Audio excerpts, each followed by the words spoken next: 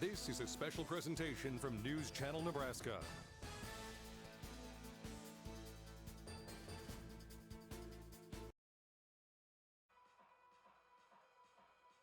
Memorial Park in Norfolk, Nebraska, and in the words of the great 2 Unlimited, y'all ready for this? We've got college soccer on News Channel Nebraska. Alongside Luke Stera, I'm Pat Jansen, and playing host this afternoon and evening, Northeast Community College. The Hawks coming off a historic double last season in which the men's and women's teams both made the national tournament. They welcome in-state rival Central Community College. The Raiders coming on up Highway 81, making the short trip from Columbus to Norfolk. And if you're looking for goals this afternoon and evening, there will be no shortage in supply, especially in this first game, Luke. Yeah, I mean, what more could you ask for? It's hot out here. It's a nice hot day, that's to say the least. The field is steaming below us. What is more apt than a lot of goals? And both the men's and the women's teams for Northeast have done just that the entire season to start off. Northeast women, I believe they scored 5 goals in their previous game. Goals abound is what I'm expecting today. I'm very excited to see what the Hawks and the Raiders have in store for us. Well, and those providing the goals, there's a freshman on the Central Community College side of things who's off to a fast start, one of our players to watch today. Yeah, 100%. I believe it was Lene Reyes. Yes. There we go. God, it slipped my brain. Lene Reyes, coming off of her high school season, the freshman only got, I believe, 1 goal in her high school season, and she's already off to a hot start this year, a goal and 2 assists. Very excited to see what she's going to put forward for the Raiders come this game to start off here. Meanwhile, for Northeast, not a freshman. It's a talented sophomore who was a big part of this roster last year. 25 goals and 24 assists, but looking to continue her hot start into her sophomore campaign. Yeah, you can't say much more. Lots of goals. I believe NGC AA second-team All-American last year. Fantastic player for the Hawks. Can't wait to see what she has to bring for us this afternoon. Aiden Woodman, the Colorado native, and we've got a lot of talent here on the pitch this afternoon and evening. We're looking forward to bringing it to you. We've got women's soccer. We've got men's soccer. We're going to take a break. You're watching College Soccer on News Channel Nebraska. Pre-game show is brought to you by Custom Sports. Look great for every game with custom team or business apparel from Custom Sports. Check them out at CustomSportsCo.com.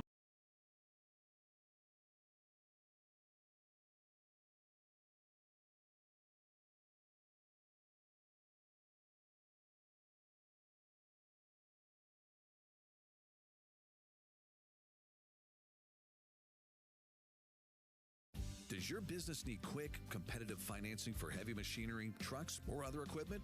Currency is here to help. Whether you're financing construction equipment, farm equipment, trucks, trailers, or any other big-ticket item, Currency will automatically find the best rates. Currency facilitates loans for up to $500,000 with repayment terms up to 72 months. It's fast, easy, and free to use. Visit GoCurrency.com and apply today. Diabetes is a health condition often treated by a primary care physician, but some special care could be needed from an endocrinologist. Let's meet one with Faith Regional.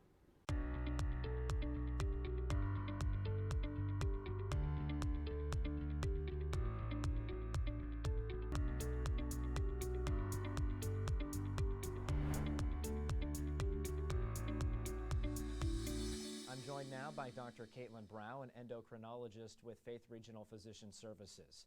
Our topic right now is diabetes, and that's a common term that people know, but they might not know exactly what it is.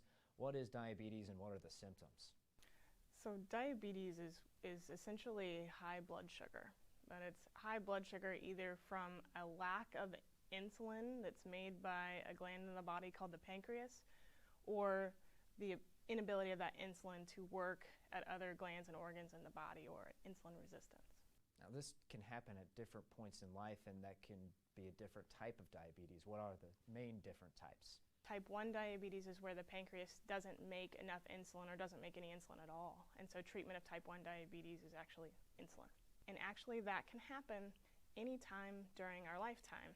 It's kind of a misnomer. We think about type 1 diabetes being more of a juvenile diagnosis, but it can happen at any time in life.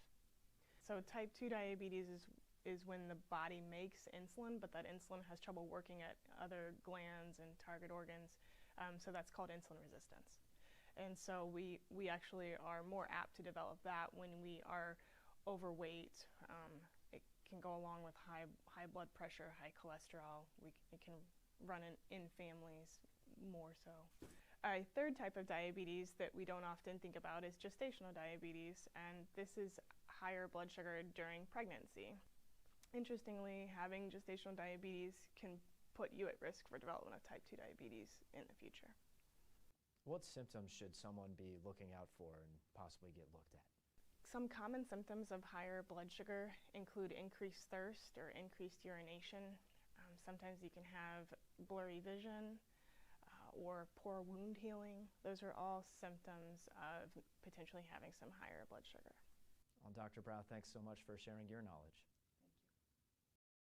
Woodhouse Chevy is making car buying better with 2 convenient locations in Missouri Valley, Iowa, and our newest location in Omaha at 112th and Dodge. With a huge selection of new cars, trucks, and SUVs, experience the entire Chevy lineup and explore our savings going on now. Visit us in store or online anytime to shop our current offers and all our inventory. Find new roads with Woodhouse Chevy in Missouri Valley and now in Omaha.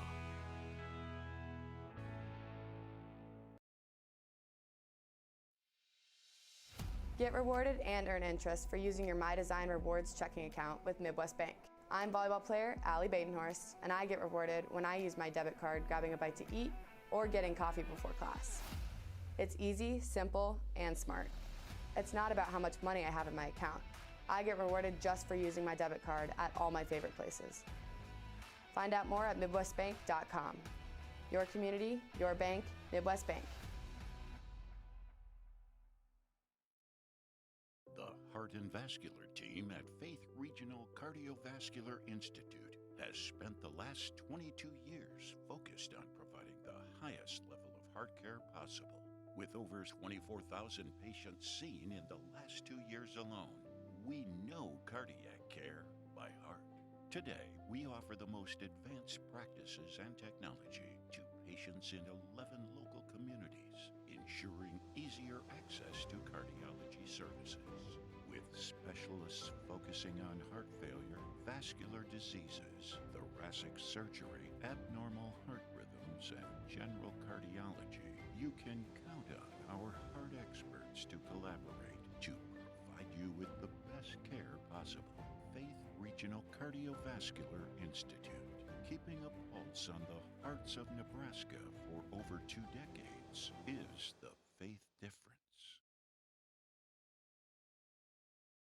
So this yellow jacket, it basically symbolizes that it's showtime. The Yellow Jackets are a throwback to Monday Night Football. The 1970s, Keith Jackson, Howard Cosell. That was the big broadcast in the country. Now we're the big broadcast in Nebraska. When News Channel Nebraska is covering a game, we want you to know that we take it seriously. We want to dress sharp. We have pride in what we do. And we're going to wear those yellow jackets to show people that we're a little old school, but we're also the important broadcast of the night.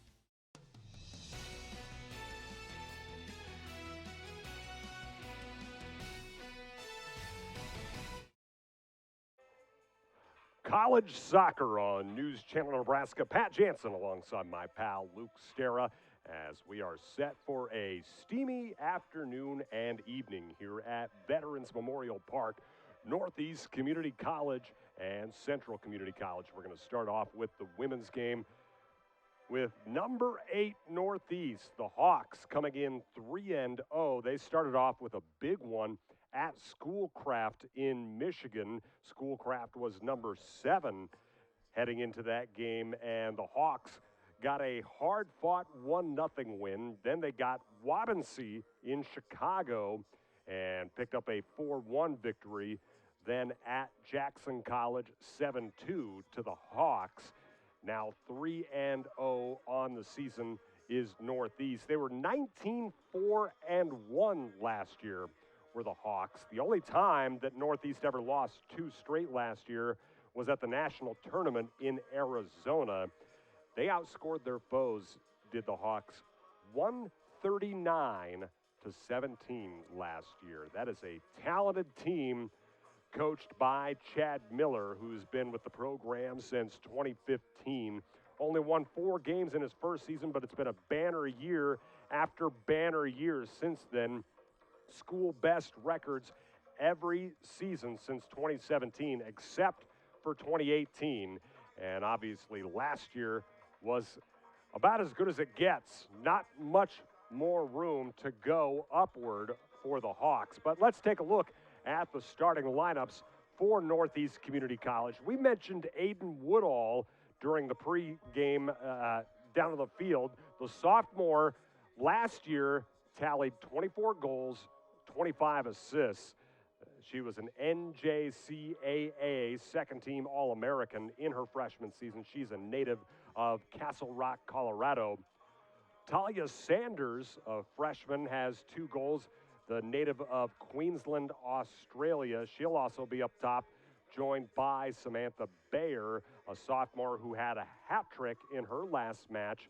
She's also from Queensland, Australia, but she was not with the team last season, at least not on the pitch. Meanwhile, the midfield, Marley Leister, a freshman from South Jordan, Utah. She'll be joined by Madison Clegg, a freshman from St. George, Utah. And then Madison Province, a Nebraska native, went to Kearney High. All 3 of those midfielders are freshmen. Defensively, Megan Heffernan from Cordongan, Ireland, had 2 assists last season. She's a sophomore. Oceana Solas, a sophomore from Brighton, Colorado. Ezzy Castro, a freshman from Kearney, also from Kearney High. And Ursula Fissenden, a sophomore from Kent, England, who had 2 assists last season. And then Hannah Thornell, the sophomore from Auckland, New Zealand. She will manage the goal for the Hawks. This season, she has 15 saves and a shutout. Last season, she had 8 wins in 9 starts with 5 shutouts. Meanwhile, let's look at the Raiders from Central Community College. 1-0 in JUCO games this season. They beat Western Iowa Tech 3-0. They did lose to the Morningside JV 10-0 on Thursday. Jamie Bennett, the veteran coach of the Raiders, he's a graduate of Central and Wayne State. He was a criminal justice major there at WSC. Also played club soccer for the Wildcats and spent 5 years as the Columbus High boys soccer coach and as a CCC men's assistant. Led the Raiders to a Region 9 championship in 2022 and was named Region 9 Coach of the Year. Had 5 players earn all region honors, and the team earned academic Team of the Year honors after posting a 3.36 GPA. Only 3 sophomores on this roster for the Raiders, 2 of them in the starting lineup. Kayla Napke will be the goalkeeper. She's one of many freshmen for the Raiders. She had 2 saves in a shutout versus Western Iowa Tech. She's a native of Lakewood, Colorado. Lily Krosky from Eagle, Nebraska. She's in the defense. She went to Waverly High. She's a freshman. Egan Clark, a defender. She can play up top as well, but the native of Gillette, Wyoming, she's a freshman. She'll be on that back line for the Raiders. Lily Reiser, one of just a few sophomores on this Raiders squad. She has 1 goal already this season from defense. That's more than she had last season. She only had 3 shots last year total. She's a sophomore from Enger, Germany. Jade Thompson, a Nebraska native from Grand Island, went to Grand Island Senior High. She will be on that defensive back line. She's a freshman. Ellie Spiker, a Waverly grad, a sophomore midfielder. Liliana Godinez, a midfielder who played for the Fremont Tigers, just a freshman. Matilda Christensen, a native of Middelfart, Denmark, a freshman for the Raiders. Jada Cohn, a freshman forward from Logan, Iowa. Ellie Bates from Stevenage, England, which, if you're unaware, is north of London in Hertfordshire. She's a freshman forward. Lynette Reyes Estrada, as Luke mentioned in the pregame, has 1 goal and 2 assists in a game so far this season. She will be a forward as well. Last year for Grand Island, though, for Grand Island Senior High, had just a goal and no assists, so a very productive start to her college career. And Luke, we've got 2 fantastic teams looking for Highway 81 bragging rights. It'll be a fantastic and entertaining watch so far this evening. Well, and I think that just adds to it a little bit because, the Highway 81 rivalry, you want to get bragging rights no matter what sport, what it is. I mean, regardless where you're from, kind of depends. Northeast coming into this game, number 8 team in the country, excuse me. Lots of pressure on Central Community College to try and get this win today because, I mean, you're going up against one of the best teams in the country. And, for Central Community College, it's all going to depend if they can slow down high-scoring attack that the Northeast Hawks have because, again, just goals abound. Like you were saying, going through the starting lineups, Samantha Bayer, 3 goals, Aiden Woodall, 2 goals, Tolly Sanders, 2 goals. I mean, goals can come from anywhere on this Northeast side of the field.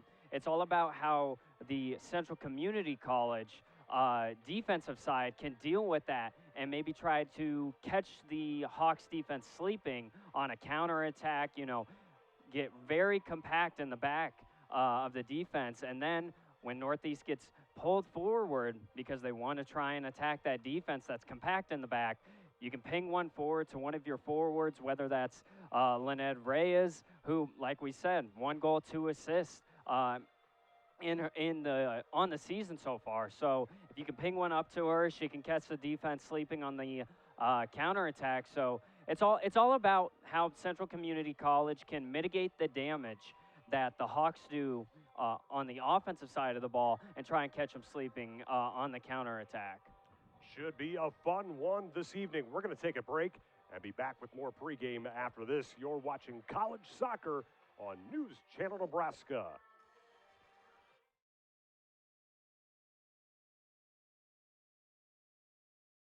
Our planet, it's hungry.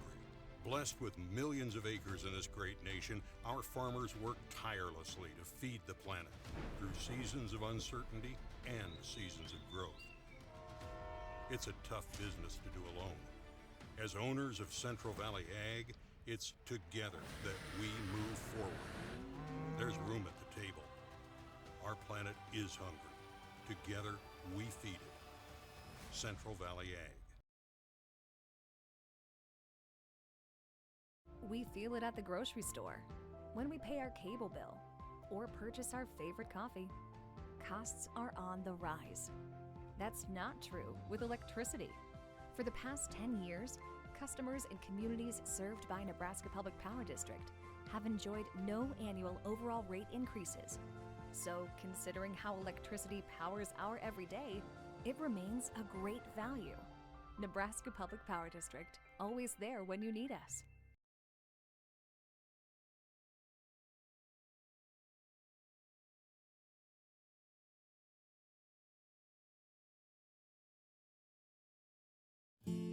It's not about the hours, it's not about the acres. It's about the legacy, passed from one generation to the next. At Madison County Bank, we see your farming operation as a legacy, as a successful business, as a crucial part of the world's well-being. For over 130 years, Madison County Bank has stood beside farmers and ranchers in Northeast Nebraska.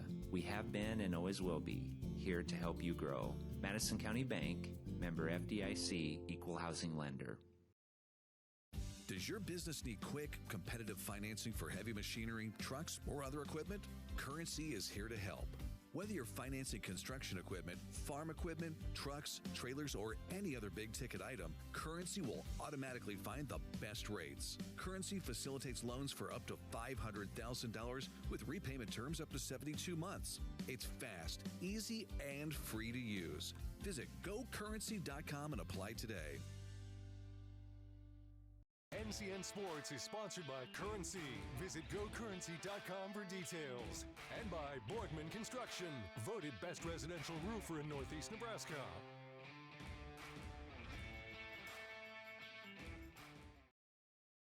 At Faith Regional Physician Services OBGYN, listening to you to create an individualized healthcare plan that fits your needs and preferences is our top priority. Whether you need an annual checkup, specialized gynecology care, or pregnancy management, we partner with you to provide expert care using advanced practices, technology, and techniques. Faith Regional Physician Services OBGYN. Care on your terms is the Faith difference. NCN Sports is sponsored by Central Valley Ag, working with farmers in growing agriculture together. Want to know what games we're televising each week? Follow us on Twitter at NCN Sports.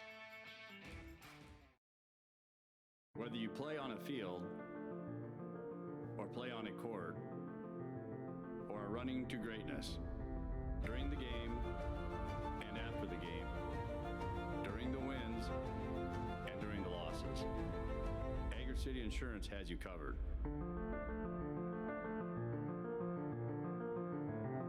Here to help you insure what matters most. Agri City Insurance. NCN Sports is brought to you by Borgman Construction, voted best residential roofer in Northeast Nebraska. Norfolk Auto Center, where you'll find one low price, plain and simple always. And by Region 4 Behavioral Health, quality mental health and substance abuse services.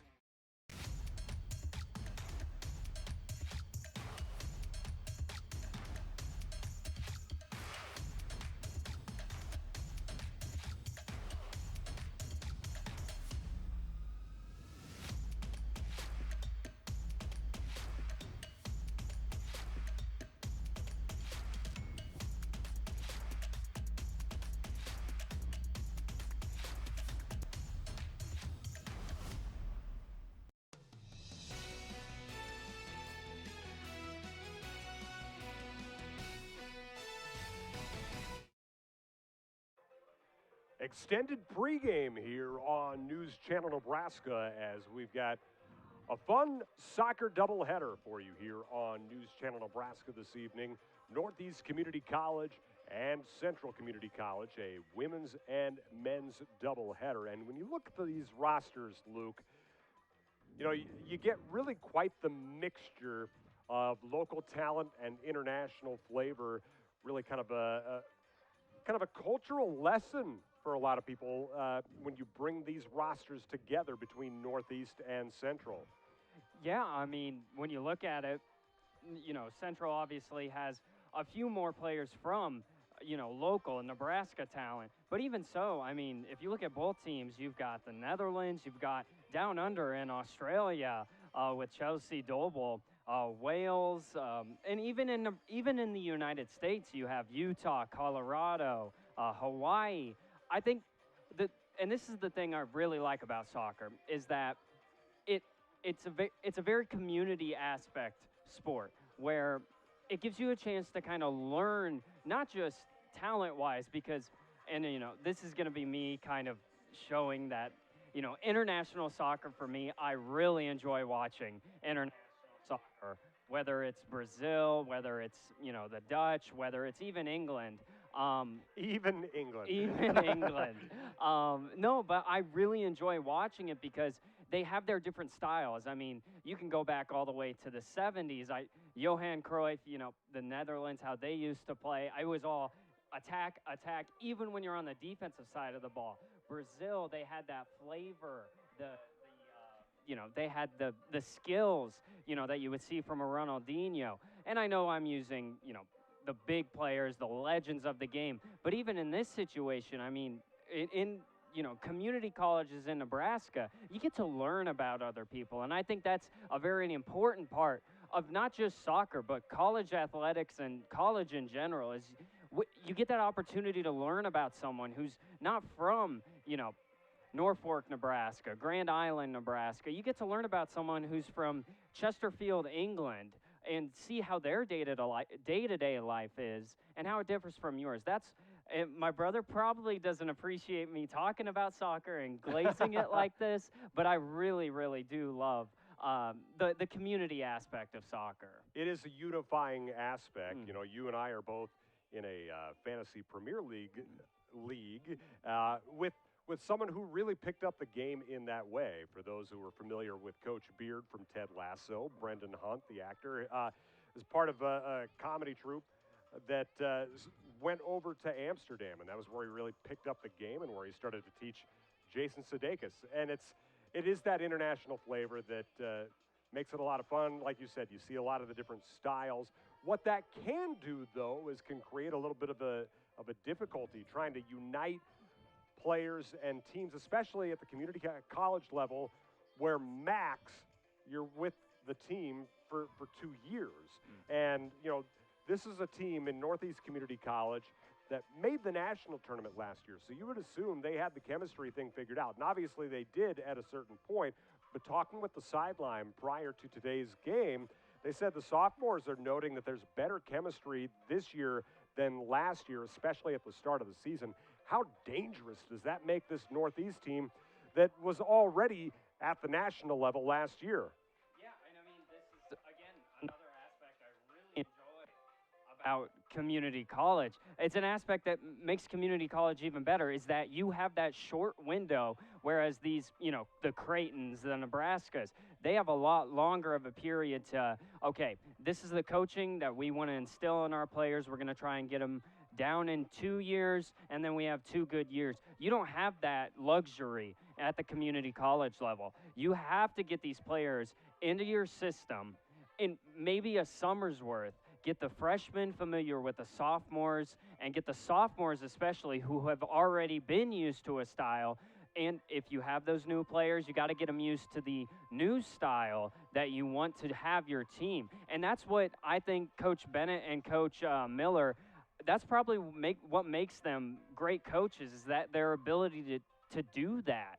Because a lot of the time, like I was saying, the 4-year schools have that luxury. These 2-year schools, they don't have that luxury. And so it takes a certain kind of person and a certain kind of coach, especially, to be willing to take on that challenge and trying to get all the chemistry working with the team. And it's not just at the field level. It's at the academic level, too. You're trying to prepare players potentially for that 4-year role. One thing that can do, though, if you've come from the community college level, you are used to being able to acclimate to a roster fairly quickly. If you do go to that 4-year level, you're usually pretty able to slide into that roster and get to know your teammates pretty quickly, because that's the atmosphere you came from. Yeah, I mean, like I was saying, like I said, this is what makes community college and junior colleges so entertaining to watch, because you don't know where is going to come from. You don't know if it's going to be a transfer in, a first-year freshman. You don't know where the talent's going to come from. And as a coach, it's very difficult. And this is probably a newer style of coaching, but recruiting in any sport at the community college level, especially soccer, is so difficult, because you want to make sure you bring that good talent in and make sure that they're willing to buy into the system in that 2-year span. I mean, like you said, it really does bring out some of the best soccer that you probably won't get at the Division I 4-year level. Well, we've got a fun one tonight, and actually a fun 2, as we'll have men's and women's games this evening. We're getting close to kickoff, but we're going to take another quick break. We'll be back with more. You're watching College Soccer on News Channel Nebraska.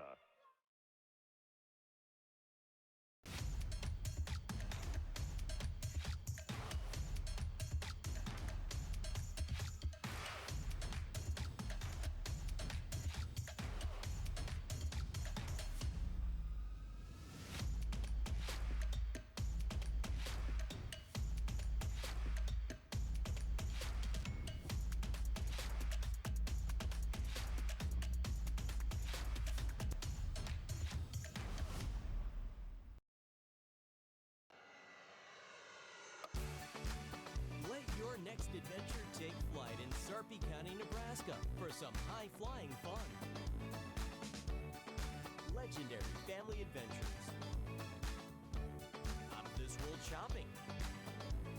Star-studded evenings. And award-winning experiences. Our flights are never canceled. Stay, play, and plan your getaway at GoSarpy.com. At Faith Regional Physician Services OBGYN, listening to you to create an individualized healthcare plan that fits your needs and preferences is our top priority. Whether you need an annual checkup, specialized gynecology care, or pregnancy management, we partner with you to provide expert care using advanced practices, technology, and techniques. Faith Regional Physician Services OBGYN. Care on your terms is the Faith difference. Does your business need quick, competitive financing for heavy machinery, trucks, or other equipment? Currency is here to help. Whether you're financing construction equipment, farm equipment, trucks, trailers, or any other big-ticket item, Currency will automatically find the best rates. Currency facilitates loans for up to $500,000 with repayment terms up to 72 months. It's fast, easy, and free to use. Visit GoCurrency.com and apply today.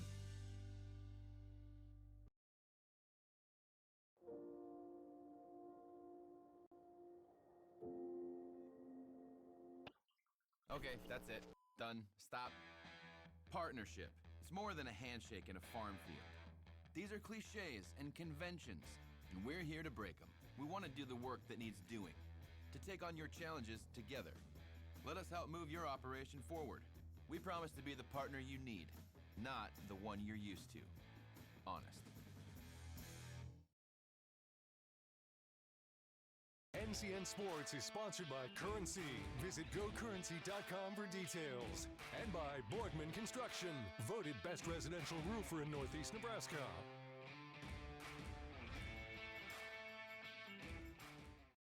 Hi, this is Dr. Kim. Chiropractic care is great for children, babies, and pregnant women. Chiropractic has been shown to make a pregnancy more smooth, less painful, and an easier delivery. Chiropractic has helped babies with colic, acid reflux, and many other things. Hi, my name's Josie Clark, and I'm a PA.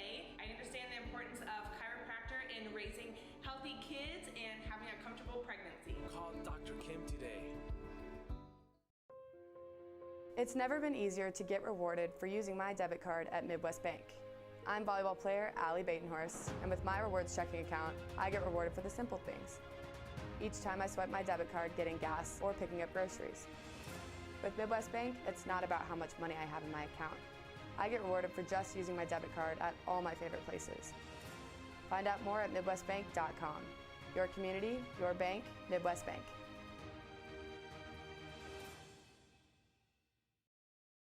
NCN Sports is brought to you by Borgman Construction, voted best residential roofer in Northeast Nebraska. Norfolk Auto Center, where you'll find one low price, plain and simple always. And by Region 4 Behavioral Health, quality mental health and substance abuse services.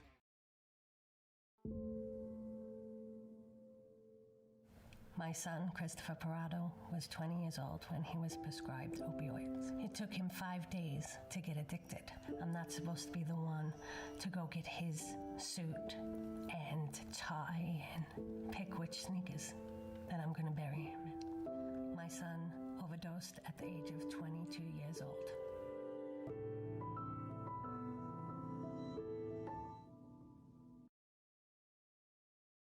At Elkhorn Valley Bank, we believe in local. It's something we live by. It's something we're proud of. It's helping our neighbors grow like they've helped us, supporting families, investing in lives, and creating prosperity. Local means making decisions that grow and improve surrounding communities we call home. Investing in our nonprofits and giving back. Elkhorn Valley Bank and Trust, great for you, great for your community. At Faith Regional Physician Services OBGYN, listening to you to create an individualized healthcare plan that fits your needs and preferences is our top priority. Whether you need an annual checkup, specialized gynecology care, or pregnancy management, we partner with you to provide expert care using advanced practices, technology, and techniques. Faith Regional Physician Services OBGYN. Care on your terms is the Faith difference. Does your business need quick, competitive financing for heavy machinery, trucks, or other equipment? Currency is here to help. Whether you're financing construction equipment, farm equipment, trucks, trailers, or any other big-ticket item, Currency will automatically find the best rates. Currency facilitates loans for up to $500,000 with repayment terms up to 72 months. It's fast, easy, and free to use. Visit gocurrency.com and apply today. Woodhouse Chevy is making car buying better with 2 convenient locations in Missouri Valley, Iowa, and our newest location in Omaha at 112th and Dodge. With a huge selection of new cars, trucks, and SUVs, experience the entire Chevy lineup and explore our savings going on now. Visit us in store or online anytime to shop our current offers and all our inventory. Find new roads with Woodhouse Chevy in Missouri Valley and now in Omaha.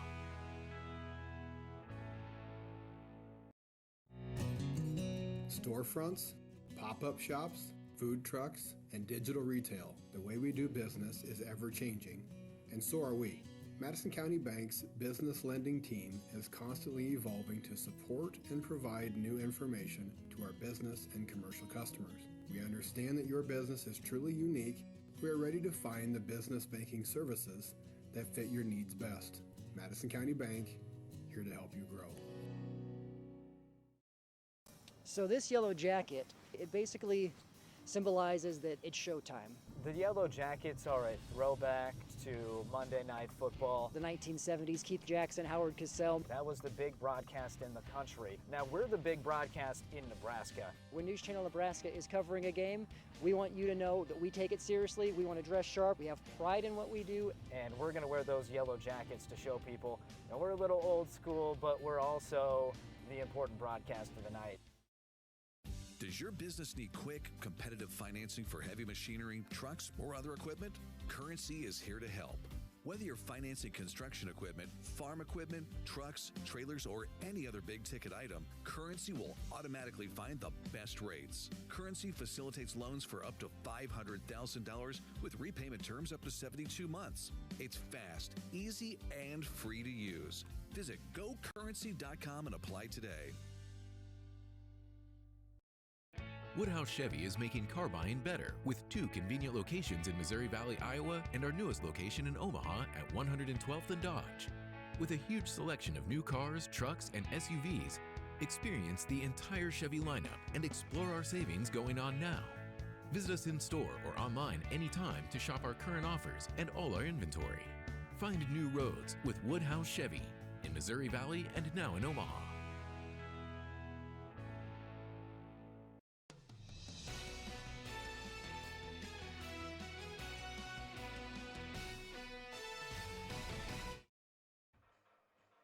College soccer on News Channel Nebraska alongside Luke Stera. I'm Pat Jansen, and we are ready to get this one fired up. You ready, Luke? Oh, 100%. It's probably been a few years since I've actually gotten to watch soccer. The last time I actually did watch it. You mean in person? In person, of course. Was when my buddy actually almost got red carded at a game.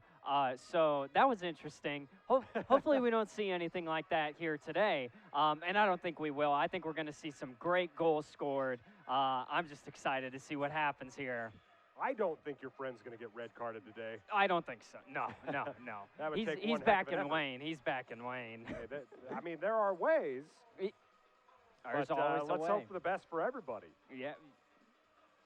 All right, we are just about set to get things underway. We'll go over some of the things you might be not used to seeing if you're used to watching on USA or NBC on Saturday or Sunday mornings, but a little bit of some differences in the game, and a shot right out of the gate from Northeast, a save, though, from Central, as it was Napke getting down to make the stop.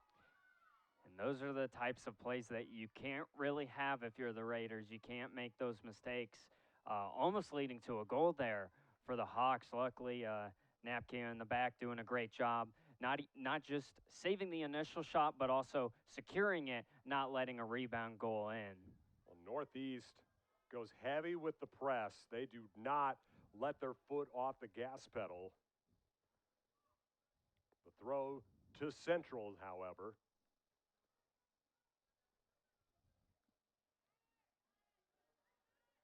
And just like that, possession back to the Hawks. They are relentless. They'll play out of the back now.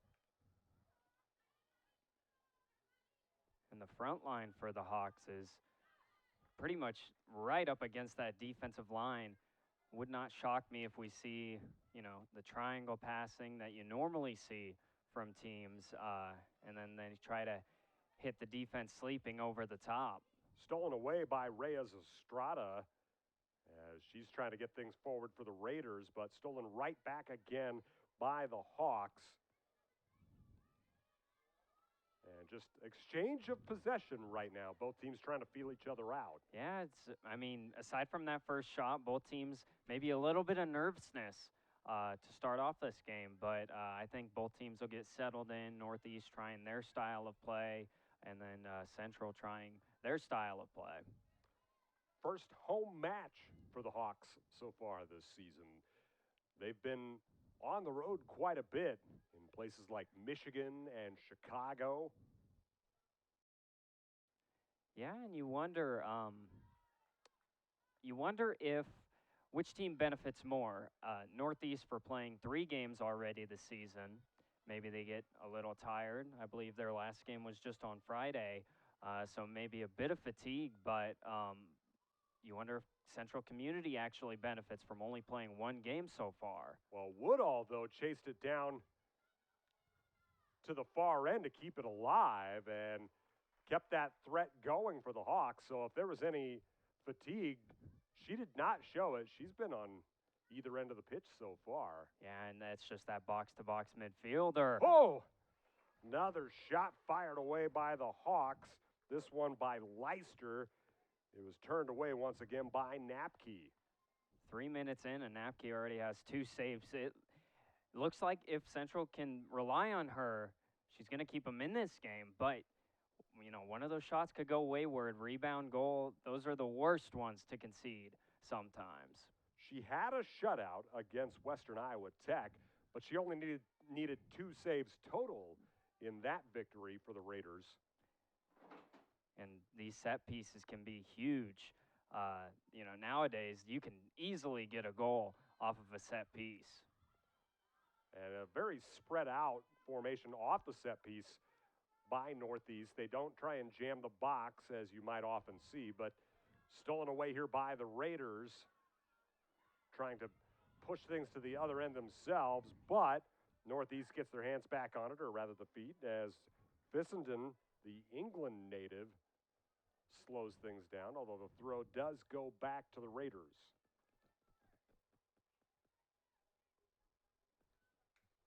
And I think everyone talks about soccer sometimes as, maybe not as physical of a sport as American football.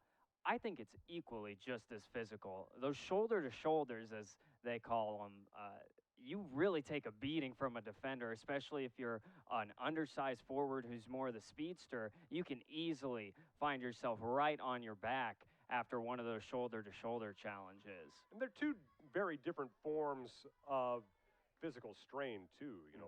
If you've got all your weight and force on one leg as you try and put a lot of power into a kick, and then suddenly you're rolled up on, or there's a hard tackle with someone missing the ball or even getting it, that's a lot of strain on your leg. There's a reason why in American football you have the penalty roughing the kicker. It's very, very dangerous. Yes. I couldn't agree more.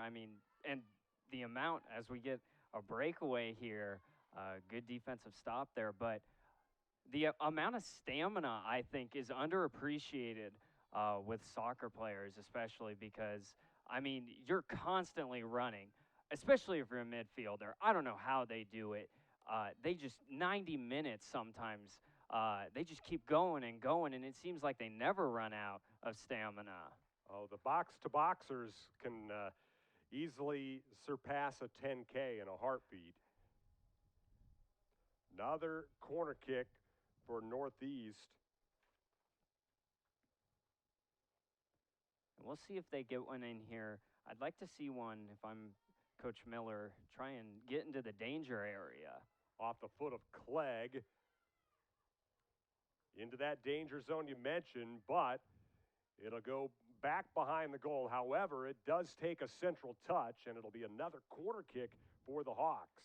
Yeah, and I don't think I'm the one to invent this term, but that the 6-yard box just in front of the keeper there, that's what I call the corridor of uncertainty. Anything can happen in that region because you get a little deflection off one of these corner kicks. I mean, that's a goal right there. Short corner from Talia Sanders. And disruption from the Raiders and a deep shot, really kind of a bit of a desperation heave there from the Hawks as it came off the foot of Clegg, and it'll be a goal kick to the Raiders. Yeah, and so far, I believe that's 3 corner kicks now for the Hawks. The Raiders have done a good job dealing with maybe a little scare on that second one, but nothing too much going on for the Hawks on those set pieces. And again, that press forcing a turnover. Hawks get into the box, but harmlessly into the hands of Napke. She's been busy early here. She's already had a handful of shots, maybe like 3 or 4, that she's had to actually get her hands on. And again, the press nearly causing a turnover there. Nice save, as you can see there by Napke. But again, you've already mentioned it a handful of times, and I'll continue to mention it. This press is really making it difficult for the Raiders to get anything on on the Hawks side of the field. The Hawks may not have anything to show on the scoreboard, but they have dominated possession. And again, that previous replay brought to you by Madison County Bank, here to help you grow. It'll be another throw for the Hawks. Just in front of the Northeast bench. Hard to call it a bench, though, as no one's sitting. Wouldn't want to on those metal benches today. Not today, no. Into the box it goes. Woodall shot is through. And just like that, Northeast breaks through with the first goal of the match. And we mentioned her name in pregame, Luke. Aiden Woodall. She just had too much space, and there was no chance for Napke. The second-team All-American last season, 24 goals, 25 assists. Why not add another one to your new season's total as she now finds herself with her 3rd goal on the season. Great shot there. I think the most impressive part of that goal was actually keeping the defender off of her, and she had a wide-open shot, put it into the right side of the net. Good goal to start the game for the Hawks. 9th minute strike by Woodall, the Colorado native, as Northeast on top. And now Central on the move, but turned away by Solis. Solis will dump it out of the pitch and force a throw by the Raiders. And so far this season for Thornell, in between the posts for the Hawks, 15 saves for her. She's actually has an 83% save percentage, so very reliable back there for the Hawks. Great strength there to get that ball out for the Hawks. Yeah, Solis in that left back spot has been tested a little bit here in the recent minutes, but doing an outstanding job.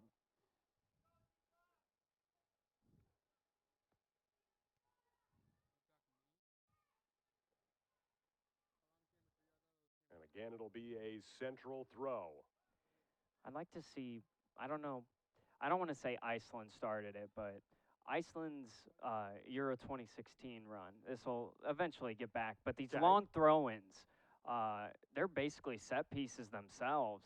As nearly, I mean, see, that's what I'm talking about. Those long throw-ins in recent years have, like I said, become set pieces themselves. They're just as dangerous as a corner kick, especially if you get that one high in the air, maybe get a header glancing off into the goal. But those are the types of things, if you're the Raiders, you want to capitalize on. Yeah, it feels like that mixture between a free kick and a corner kick based on the positioning. And there are players who really, really take advantage of that. You occasionally still see the short dump, as it will once again be Central with the throw-in. Krosky, the Eagle, Nebraska native. She went to Waverly High School, which is in Lancaster County, but she grew up in Cass County in Eagle.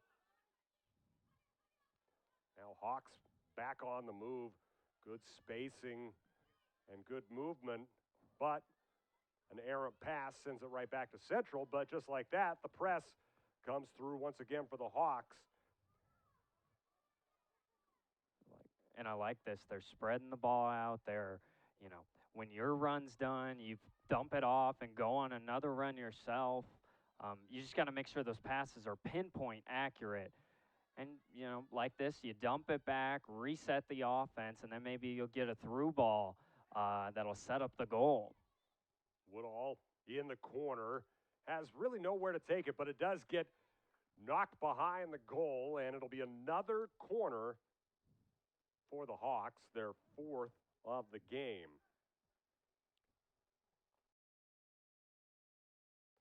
And again, I think that right here, you almost had success on that second corner where you got that ball up into the air. Maybe you'll get a header here. Well, they do get one off the head of Sanders, as it was Clegg getting it in, but it does not find its way into the back of the net. However, the Hawks get back on it as Leister seizes possession. Now to Schlagelman, the Austrian native. She was a sub in. That is something you can do a little bit more freely at the college level, especially the community college level. We see a run of subs here from either squad. Unlimited subs, essentially. It's got to be at a stoppage of play. Meanwhile, you know, we've talked about the professional and the European and world stages of the game. Obviously, there was the Women's World Cup. You get a limited number of subs, and once you're out, you're out. But, nearly another goal by Woodall as she drove the right foot through it, but it goes wide. No need for a save from Napke. The curve on that one was beautiful. I mean, she took it one touch, nearly sneaking into that top left corner. Great control there from Woodall. I mean, that takes a lot of skill to put that amount of curve and nearly score it. Great shot there from Woodall. Yeah, really, Central will bemoan the fact that she had so much space, just like she did in her goal. That is not a player, if you're Central Community College, you want to leave that much oxygen between the defender and her. No, not at all. And as you can see, she's got the strength to shove the defender off. So maybe you want to try and they probably do have just one person on that Central Community College, whether it's a midfielder or a defender, just shadowing her wherever she goes and trying to prevent her from getting another goal. Right now, it's Krosky following her as the throw-in into the Hawks.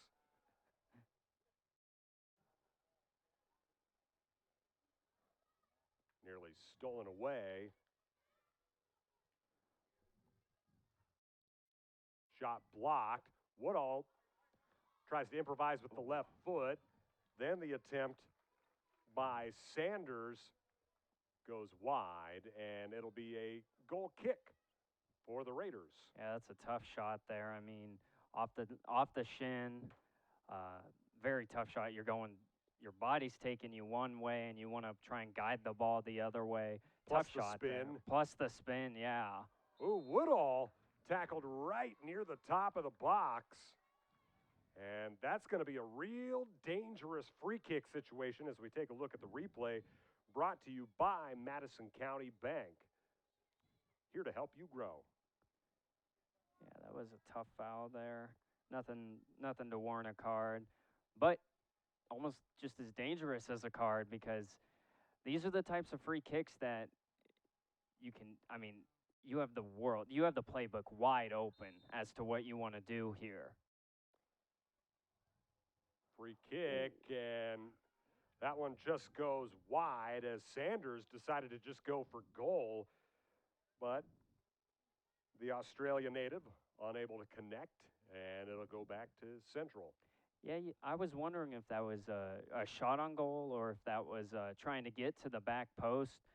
For Woodall, I believe, was trying to get a glancing header there. Nonetheless, just a goal kick for the Raiders.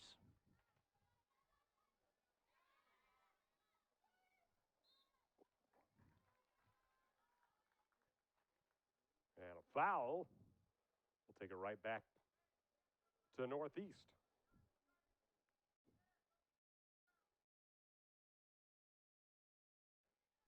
Yeah, and right now for the Hawks, I mean, they've dominated possession. Don't have the percentages in front of me, but I'd say wager about 60-70% of the possession has been with the Hawks, and it's only been pretty much on the Raiders' defensive side of the field because, I mean, they've just been commanding the ball.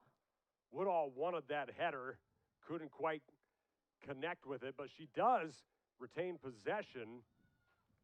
Now it's with Fissenden. Into Schlagelman. She loses it, but off the foot of a Raider, and another corner kick for the Hawks, up to 6 on the match. No, I take that back. It is going to be a corner kick, or excuse me, a goal kick. Yeah, I don't know. That kind of could go both ways. I mean, up here, it's very hard to see whether or not that was a goal or a corner kick. But I think a very interesting thing is look how far up the right and left back are for the Hawks. I mean, they are pretty much like they're faux midfielders right now. Oh, they're inviting Central to come after them. This is a confident Northeast team. Mm-hmm. Right now, Northeast has 3 shots on goal, 2 saves by Napke and a goal by Woodall. Northeast averaging almost 14 shots on goal per game entering today. Yeah, I mean, if you just looked at it on paper, you knew Napke was going to have a very active game back between the posts for the Raiders.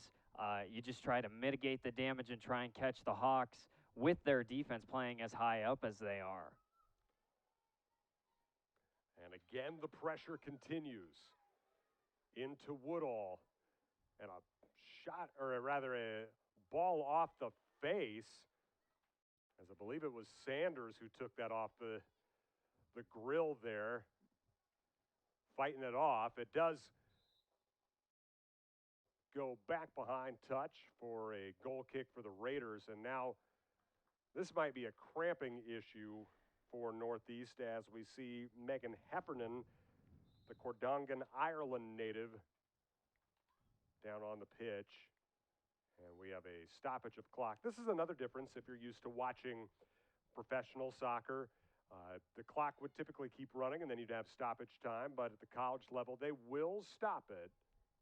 They'll stop it for goals and for injuries, not for throw-ins, and it looks like there's a Central player down on the pitch as well. From what I can tell, that looks like Jade Thompson. I wonder if they're both cramp issues. Just speculating up here. But that is a legitimate, not concern, but that is a thing that you have to be aware of. I mean, down on that turf, we were down there for the pregame. Oh man, I almost drank probably half of my water bottle that was full after I came back up to the box after being down there, and so it's pretty easy to cramp down on that turf. And so, pickle juice and bananas, that's what old high school coach always said. Well, and you raise a valid point. Obviously, that's a significant difference when you've got the field turf. And also, the other part that field turf does relative to grass, it's a lot more of a challenge to manage that first touch. And it's not forgiving when you go down for those hard tackles either. Well, turf burn, I mean, they don't call it turf burn for nothing. I mean, I remember back in high school, I would, in the locker room, they would show, whether it was on their hip or something on their back, they would show you. And it was gnarly, those turf burns. I mean, it's almost like someone just scraped like nails across someone's hip. And it's very interesting to know that turf, a lot of fields are turf nowadays, but it's kind of crazy to think about you can sustain that much damage off of a slide tackle. They still have synthetic turf available for the international game for women, but not for men. When you see the World Cup or you see the Euros, you will not see a synthetic surface for the men's side of things. That's been a debate that, they allow that for women but not for men, that maybe that's a bit of an unfair sort of challenge posed to the women's game.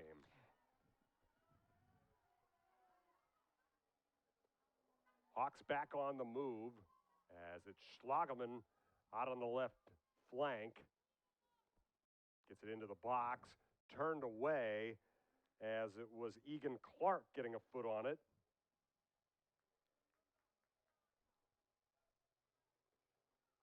We'll see Joey Long, a Columbus native, against a hometown school with the long throw in. It's high and arching. Schlageman tries to bring it down. Raiders turn it away. Not really anyone quite able to push that northeast back line back just yet. I was just about to say, I don't know the last time the ball's actually crossed midfield. I mean, it seems like it's just made its home on the far side of the 50 here, and it hasn't left. I mean, it's just, well, of course, right as I say that, the ball goes on the northeast defensive side of the field, but for the Raiders, I mean, they really have to try and find a way to, because like we said before, the left and right backs are just pushing up, and the whole defensive line in general is just up for the Hawks. And so for the Raiders, I mean, like I was saying in the pregame, you just got to try and catch them on the counterattack. That high press, you got to do those quick passes. You got to try and break it down somehow, because right now it's just nothing seems to be working on the offensive side of the ball for the Raiders. Aberson comes in for Northeast. That moves Woodall kind of more toward the center of the pitch rather than outright. But, you mentioned Central trying to just push things back a little bit. That was almost what that long heave forward seemed like they were trying to do, just almost sort of desperation. If nothing else, it's moved the bus from one end of the pitch to the other and just trying to shake up the makeup of this game. Yeah, because, I mean, like you were saying, it just seems like it's been all Northeast this entire first 20 minutes of the half. And like you said, you just got to try something creative, because it wasn't working before. You like to see that offensive side, but here the Hawks might get a counterattack, goes out. I think that'll stay with the Hawks for the throw-in. But, yeah, I mean, you were saying, we were talking about creativity in the pregame. You got to do something, like you said, to shake up the make of this game, because it doesn't seem like the Raiders have anything going offensively. And like this is a perfect example. You get the ball, other side of the field. Now you start to try and push that defensive line back for the Hawks. Abby Berger wasn't able to retain possession, but she helped get that first touch, keep it, move things forward, and force it off of Northeast. And again, Central trying to move it back toward this side of the pitch. And the throw will stick with the Raiders, although it looks like the Hawks want to try and take it. There's the correction.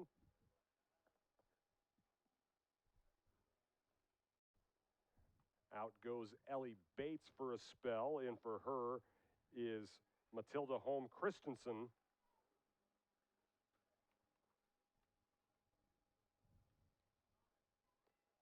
We're over halfway through the first half.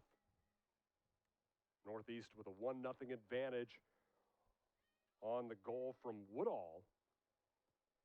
That coming in the 9th minute. And another throw upcoming for the Raiders. And I know how I was commenting on, the ball seeming to be on the Hawks side of the field. Aside from that first goal, and then maybe a couple minutes after that, the Raiders have actually dealt well with the pressure because, like you said, I believe 3 shots on goal for the Hawks, one of them going in. But the Raiders have done a good job dealing with the pressure, and now they're starting to kind of push that Hawks defensive line back. Maybe we'll see them start to get a little bit more adventurous going forward. The shot from the Raiders, not on goal. It'll be a goal kick for the Hawks. As Thornell got it out toward Aberson, but Raiders keeping the pressure on. It will go back behind for a goal kick once again, though. You mentioned that sort of oceanic influence in spots for Northeast. You mentioned Australia earlier, but Thornell from New Zealand, obviously not too far away. We've seen that on the men's squad for Northeast as well. Big influence from that part of the globe. Krosky trying to find Berger. That was a bit of an ambitious pass, and now back to the Hawks it goes. But the first touch sort of fails Woodall. There was a lot of contact. And another turnover by the Hawks, as it was Cone who was able to step in front of the pass. She'll take it down that right side herself. And it's knocked out by Jaden Cavallari. We see the replay brought to you by Madison County Bank, here to help you grow. That was a good burst of speed down that right flank for Cone. And, maybe doesn't turn into a goal, but it gets it on their side, or on the Hawks side of the field. And now you might get a little bit of creativity, and you might get something on the offensive side.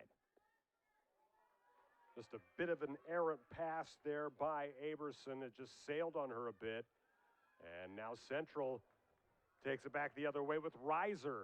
Reiser trying to get it into the box. I believe she was looking for Cone, but just a touch too far ahead of her. And it'll be a goal kick for the Hawks. I kind of would have liked to have seen Reiser, instead of cutting it back towards the middle of the box, I would have liked to have seen her take that through ball further down into the goal, and she might have had a good shot on goal. Decides to cut back instead, maybe try to set up one of her teammates, ends in a goal kick. Reiser does have a goal already this season. 1, that's more than she had all of last season. She only took 3 shots. As now the Hawks go to Woodall. Woodall feeds it ahead for Schlagelman. Schlagelman looks like she's onside.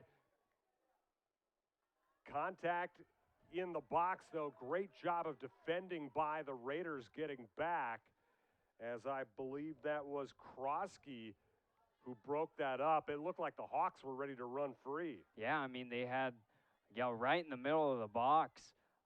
Maybe like to see that get centered in, but like you said, great way to deal with it. It was almost a 3-on-1 there for the Hawks against the Raiders. They dealt with it well, got it out. Now you kind of calm down a little bit. They had a chance there down that flank. They could have had a 1-2 give and go down that right side of the field. Hawks with the throw in. It's given right back to the Raiders, however, who will give it right back to a throw to the Hawks. And we've got a Raider on the pitch. Ariana Garcia the freshman from Fremont. And this looks like what you had mentioned earlier, Luke, a cramping issue. And she does not look like she's feeling good about things at the moment. Yeah, looks like she's nodding her head.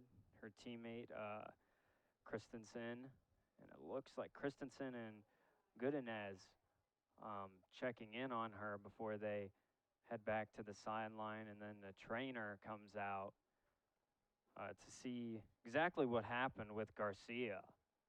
She's holding her foot, but it looks like, at least I thought, it was her trying to work out a cramp, but she's really, that might actually be a foot injury. Yeah, to me it might have, I'm just obviously not a medical professional, but it looked like she Well, you had me fooled. I don't have the right garb for it. It looked like she was kind of holding towards her toe, maybe. I don't know if maybe got contact there on the toe.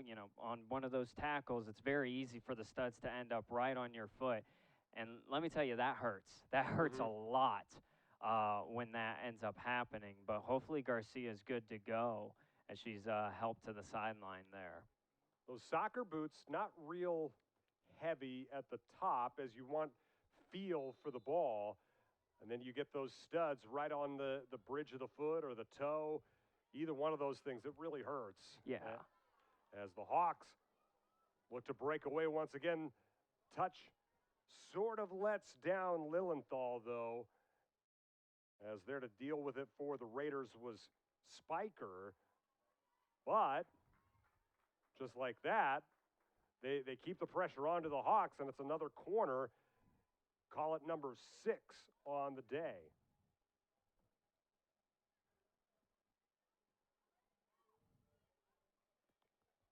Got a new face taking the corner this time. It's Fissenden. Looks like the Raiders kind of stacking in the box there, letting the Hawks kind of get whatever they want up top, look to pack it in. Low driving corner. Shot blocked.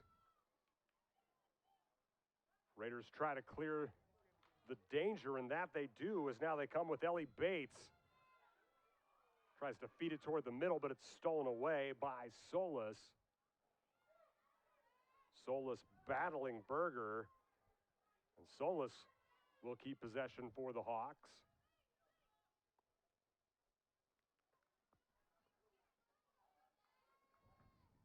Now here come the Hawks trying to find Woodall.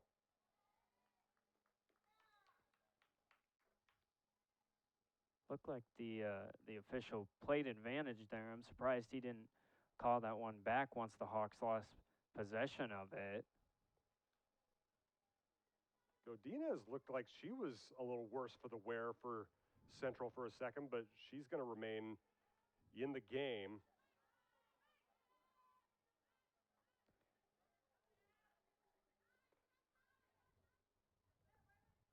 Darby with it for the Hawks. It'll go out, and it'll be a throw-in for the Raiders.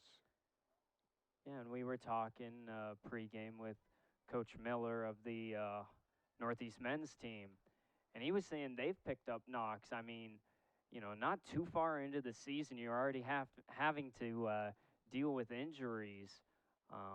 You hate to see it this early in the season, but, I mean, it's just kind of part of the game, and you just try and deal with it the best way you can, kind of like what we were talking about in the pregame. It's only 2 years to work with these players.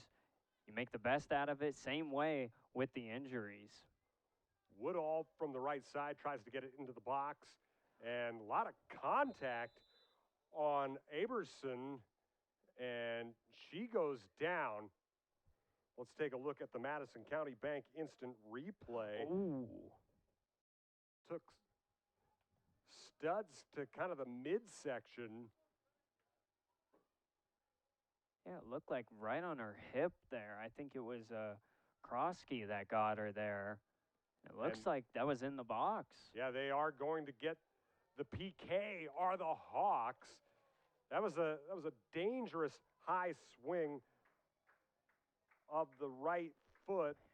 And yeah, that caught her, like you say, right on the hip, meaning Marley Leister, the freshman from Utah, to step in and take the PK. She slides it through, and it is now 2-0 Hawks off the 31st minute PK by Marley Leister.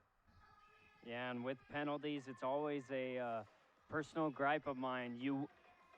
I would rather you go for placement than power if it means you're going to get that ball on the back of the net. Just off the outstretched arms there of Napke was Leister. Great finish there in the bottom left corner. Again, just if you get it on target, it's always a good penalty. This one just ended up in the back of the net. Nice finish there from Leister.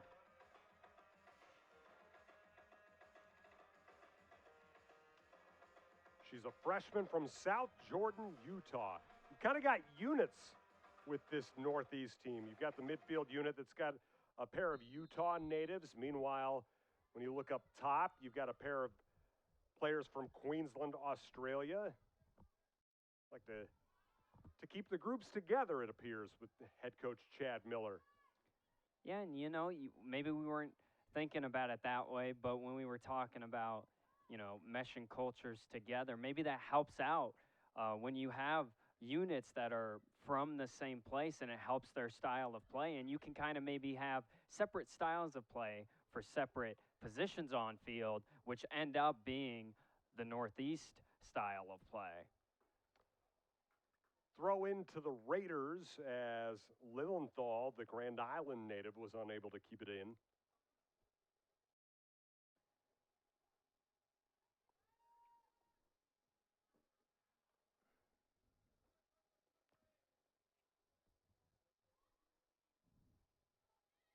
We're approaching halftime. We'll have highlights at the break. Also, don't forget, we've got the men's match coming up after this one. And between those, we'll have an interview with Coach Chad Miller of the Northeast women's squad and our Northeast player of the game.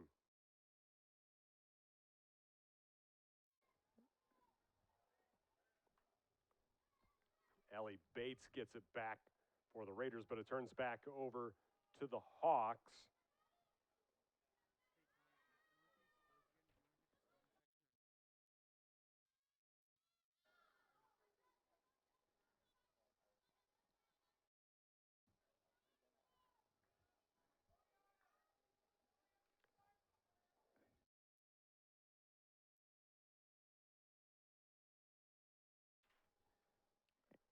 And I think an interesting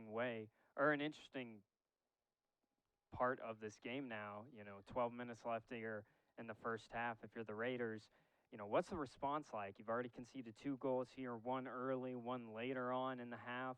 What's the response going to be like when you've basically only had 2 shots on the goal of the Hawks? I mean, you got to get something here, something to maybe go into halftime with.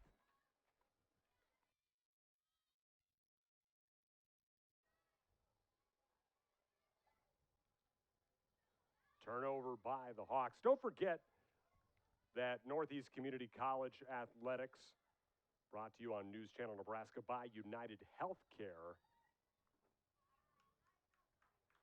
as the Raiders, with Krosky, who's been very active, she gets possession back to the Raiders, and once again, the Raiders steal it away. They'll get it ahead to Ellie Bates,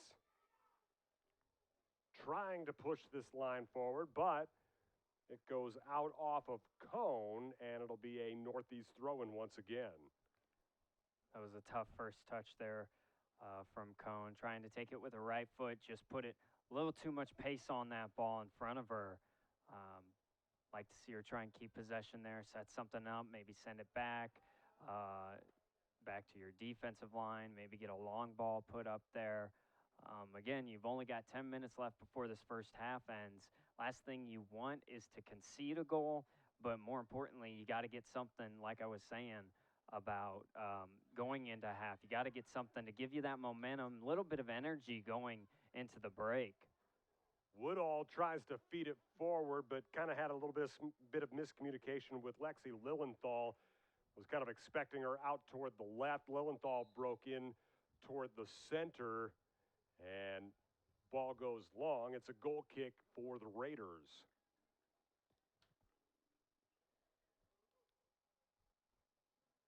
Yeah, Woodall there. You can see a little bit of frustration on that one, just on herself. It looks like she was very frustrated with that bit of miscommunication. And that just shows what kind of a player she is for the Hawks, because, she wants that perfection of everything, and she's already had a great game so far with a goal. Leister got it back for the Hawks, but then it goes long off the header by Clegg, and able to gather it is Napke.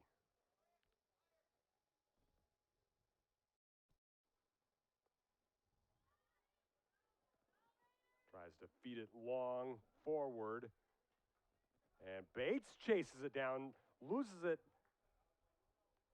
but that was a great hustle by Bates to try and keep possession for the Raiders. Yeah, and that's it goes both ways.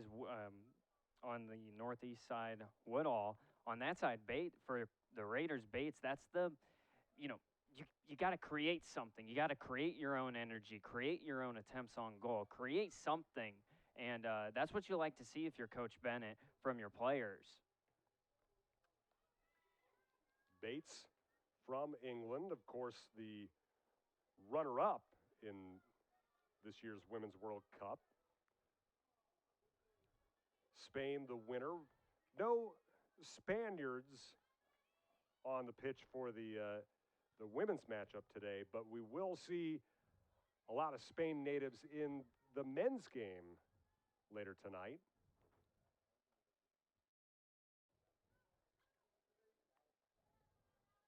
Throw in for the Hawks. Gathered by Bayer. Trying to work her way up the right side. It's knocked out by Godinez.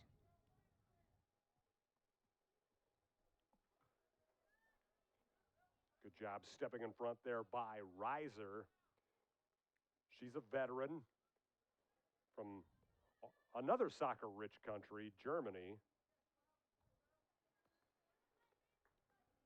Kroski has really had to battle a lot this evening. She's been very active on the back end there for the Raiders. Yeah, and see, there she is again. She is just a bruiser for the Hawks. She is going after any ball she can, and she's causing the turnover there. Yeah, Reyes Estrada was trying to get forward. Now the Hawks come the other way with Woodall, but that's going to be offsides. She buries it into the back of the net, but all for naught. Yeah, and the timing, again, just a little bit off there on that through ball. Get that to her a little bit sooner, and Woodall has her second goal of the day.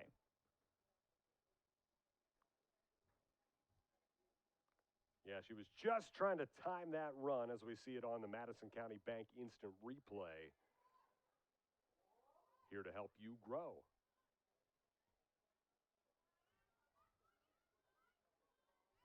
Hawks with the good 1-2, but Cone nearly breaks it up. However, the Hawks still coming forward.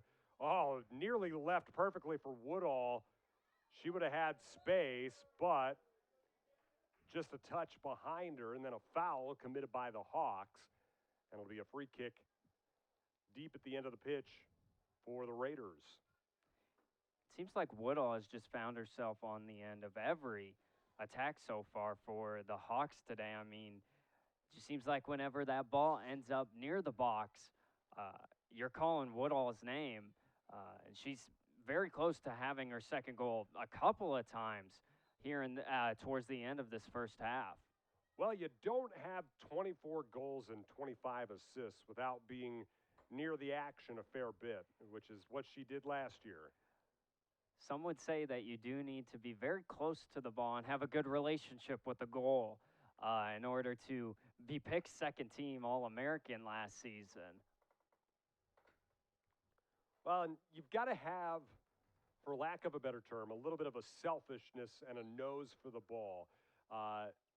For those who watch English soccer, Everton had a striker for a while who we will point out is hurt quite a bit, Dominic Calvert-Lewin, where he made a turn was when they told him to stop being so considerate of his teammates and to stop maybe making too many unnecessary runs. Just go put yourself in front of the goal is what they told him to do, and that's when he started to collect a lot of goals, and that's something Woodall does very well.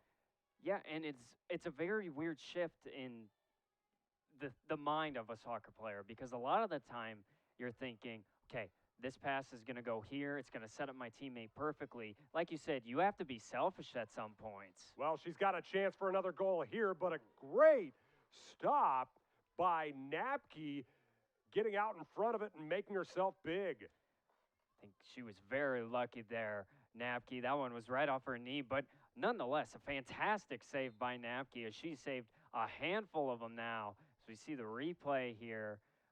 Woodall trying to take that on her left. A nice save by Napke. That's no luck. That's all skill from Napke.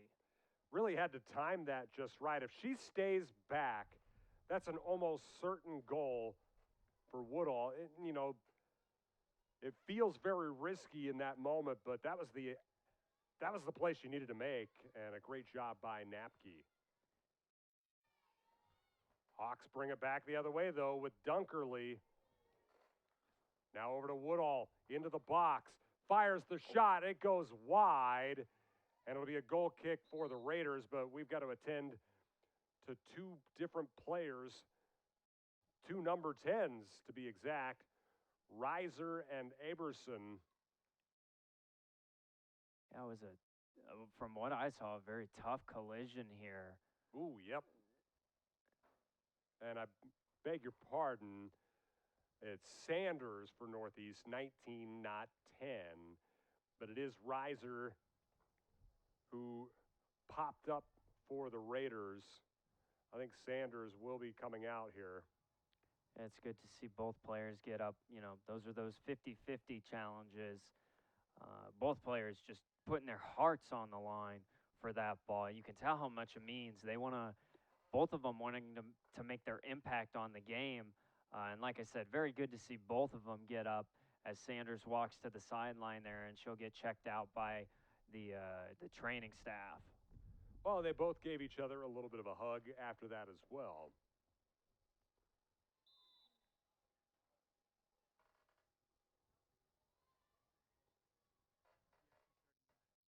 First half, running a touch long, actually, as there's been a fair bit of stoppage.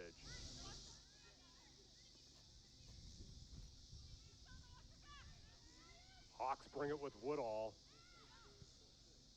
It's tapped away, but the Hawks able to retain possession as Province was able to bring it down. Now on the left side for Bissenden. A little bit of a hopeful searching ball that Central deals with, at least the first time around. And we've got a stoppage here by the referee.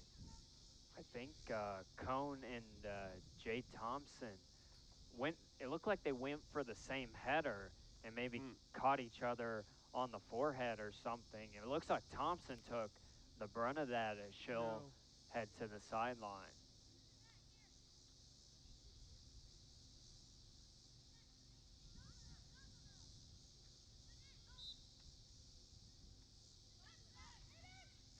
Woodall into the box, searching for a teammate, as I believe that was Bayer, but Napke able to get her mitts on it once more. Now Cone trying to turn, but she's turned away. However, a little bit of a scrap for possession now, and it will be a throw into the Raiders. Yeah, Napke, I think it's a goalkeeper is an interesting position. I think it has some of the best minds in soccer. Yeah.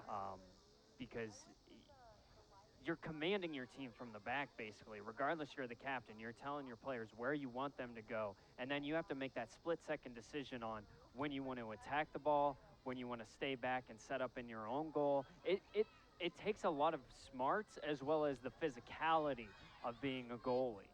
Not to mention, people think of the skill with the outfield players. You can't be without that as a goalkeeper, as you're one of the key distributors, and maybe from the back, but you've got to stir the drink.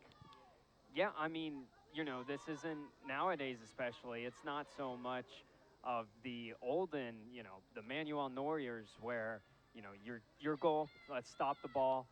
Nowadays, you're seeing a lot more goalies training with those outfield players, trying to get their skills on the ball so that, like you said, they can be those distributors from the back, because they can get assists all the time from the back as long as they, work on that and get great passing. Or if you're Tim Howard and it's windy, you can get a goal as well. That has happened. There was a great turn by Woodall in that run of possession there for the Hawks. She throws it in, and it's tapped right back to her. If you haven't gathered already, I'm a long-suffering Evertonian. As the Hawks trying to find Schlagelman breaking toward the net, but nothing doing, and it'll go back for a goal kick for the Raiders, and I got to imagine Napke's going to do everything she can to kind of just sit on this one for these final 20 seconds. Time wasting, it's a great thing in soccer. I mean, honestly, it's a great strategy to employ in a situation like this. You keep it down 2-0. Let's just wind this clock down and get to the end of the first half. 5, 4, 3, 2, 1. And you heard the countdown. That's the end of the first half. Northeast on top of Central Community College, 2-0. We'll take a break and be back with halftime thoughts and highlights after this. You're watching college soccer on News Channel Nebraska. Get rewarded and earn interest for using your My Design Rewards checking account with Midwest Bank. I'm volleyball player Allie Badenhorst, and I get rewarded when I use my debit card grabbing a bite to eat or getting coffee before class. It's easy, simple, and smart. It's not about how much money I have in my account. I get rewarded just for using my debit card at all my favorite places. Find out more at MidwestBank.com. Your community, your bank, Midwest Bank.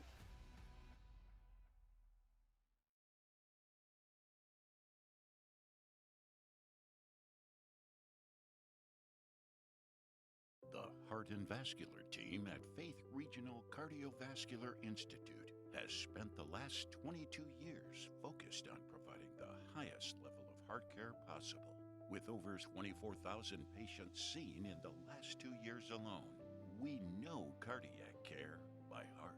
Today, we offer the most advanced practices and technology to patients in 11 local communities, ensuring easier access to cardiology services. With specialists focusing on heart failure, vascular diseases, thoracic surgery, abnormal heart rhythms, and general cardiology, you can count on our heart experts to collaborate to provide you with the best care possible. Faith Regional Cardiovascular Institute, keeping a pulse on the hearts of Nebraska for over 2 decades, is the faith difference.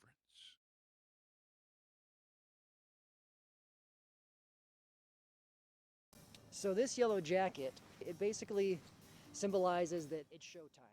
The yellow jackets are a throwback to Monday Night Football. The 1970s, Keith Jackson, Howard Cosell. That was the big broadcast in the country. Now we're the big broadcast in Nebraska. When News Channel Nebraska is covering a game, we want you to know that we take it seriously. We want to dress sharp. We have pride in what we do. And we're going to wear those yellow jackets to show people that we're a little old school, but we're also the important broadcast of the night.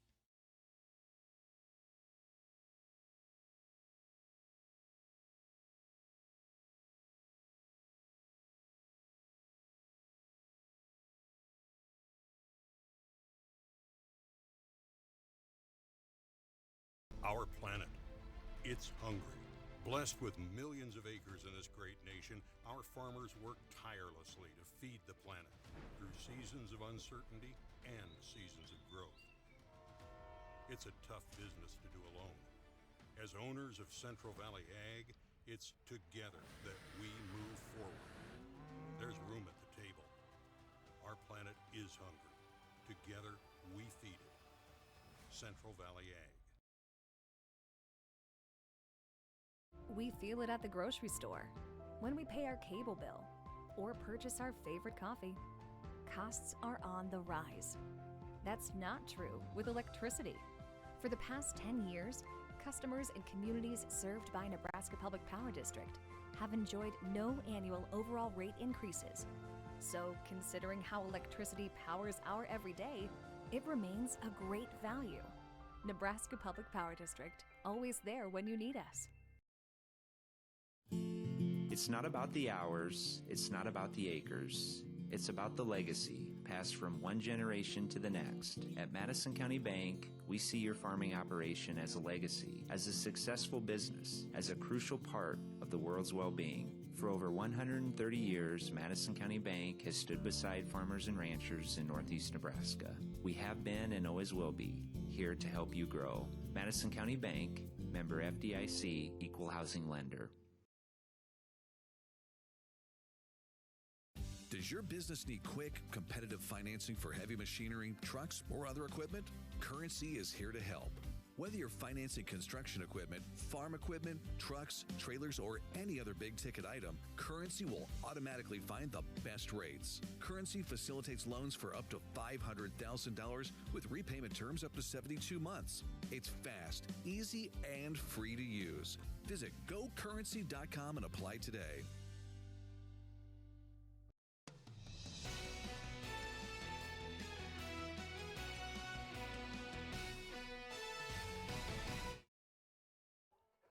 Hey everybody, college soccer here on News Channel Nebraska. It's a 2-0 advantage for Northeast Community College over Central Community College in tonight's women's matchup. Let's take a look at those first half highlights. Scoring got underway quickly as it was Aiden Woodall burying this one, getting it past Napke, who had a couple early saves. 9th minute, Northeast gets on top. Then there's a chance by Woodall once again, sails it long. Then,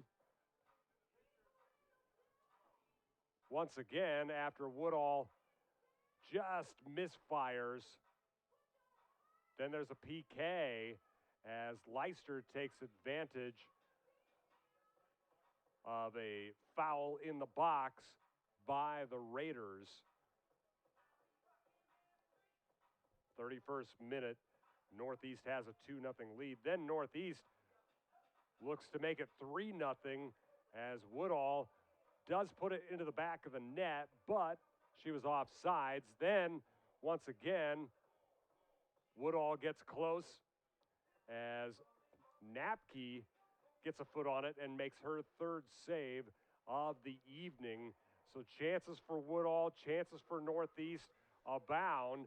Woodall was able to bury one, and obviously Leicester got the PK to make it 2. But as you mentioned during the break, Luke, this could be even more, and Central still hanging around as they're trying to defend tough there in that final third. Yeah, and like I was saying, for the most part, it's very fortunate that this is not 3 or 4 nothing at this point, because Napke has made some fantastic saves, and the Hawks have just been pushing further and further up. Earlier in that first half, in the second part of that first half, the Raiders were starting to push forward a little bit more. They were starting to create some chances, but then in that 31st minute, just a little bit of a lapse in the defensive side. Got to know where you're at on the field. Then that second goal goes in. They're starting to build something. I can kind of see, they're trying to get something pushed further upfield, but it's a matter of, soccer's a game of goals. It's a matter of putting the ball in the back of the net. It's just a question of who's going to do that for the Raiders. I mean, like we were talking about with Woodall, she's willing to be selfish who's going to be that? Is it going to be Leonid Reyes? Might be. 1 goal, 2 assists on the season so far. It's the perfect person, the Grand Island native, to try and work your offense through and try and set up a goal to have the lead. And if they can do it right out of the gate, that'd be huge. A whole new game if they're able to get this to 2-1 within the first 5-10 minutes. Yeah, that certainly would change the complexion of this game if it gets tight, because, Northeast, especially early this season, hasn't had to play a lot of tight games, although they did have one in the season opener as they beat the number 7 team at the time, Schoolcraft. So, Northeast can be tested, although they kind of went into that matchup expecting that one to be close. This one, I don't think they did, and I think maybe this is where Chad Miller is starting to have some, for lack of a better term, some tough conversations with his team about finishing chances and proving that they are a top 10 team in the country. Yeah, and I mean, here you went on the road, you won 3, you beat a top 10 team in the country thanks to a 65th minute goal by Marley Leister. Now you're back here in front of the home fans in Norfolk against a rival down south on Highway 81. So you're here, you want to give the fans a good show. I mean, they're out here, they're here to support. We got some Raiders fans, a lot of Hawks fans here. You just want to give them a show. And I think Coach Miller is going to instill that, wanting his players, hey, listen, you're in front of the home fans here. You want to make sure that you give them a good game. Let's step on the throat, for lack of a better term. Let's snuff this game out early. Let's score 1 or 2 early on in the second half. Then we can relax and look forward to our next game. And the Raiders, like I said, get that first goal within the first few minutes of this second half. You just put that much pressure on the Hawks. Well, we talk a lot about how Northeast can score a lot of goals. Certainly, that's been evident in the stats.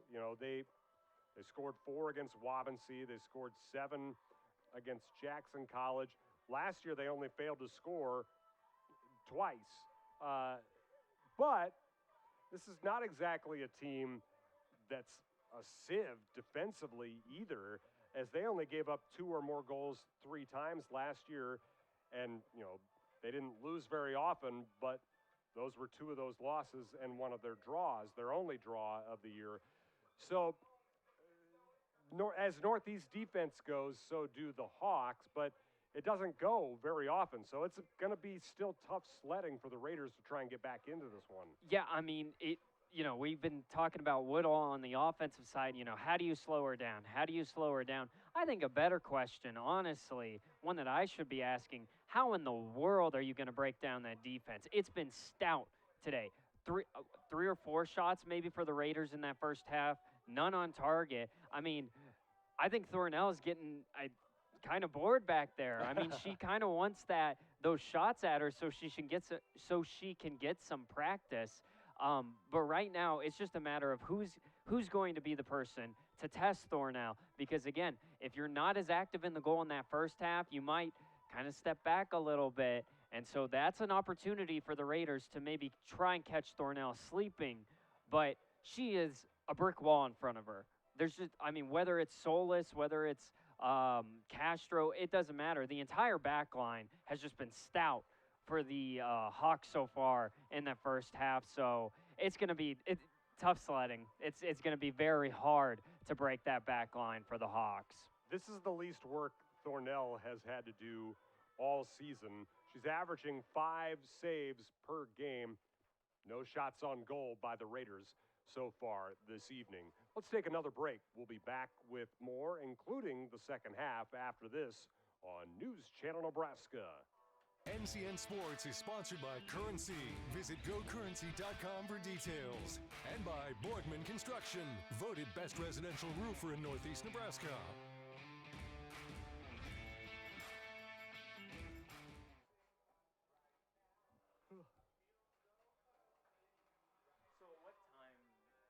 At Faith Regional Physician Services OBGYN, listening to you to create an individualized healthcare plan that fits your needs and preferences is our top priority. Whether you need an annual checkup, specialized gynecology care, or pregnancy management, we partner with you to provide expert care using advanced practices, technology, and techniques. Faith Regional Physician Services OBGYN. Care on your terms is the faith difference.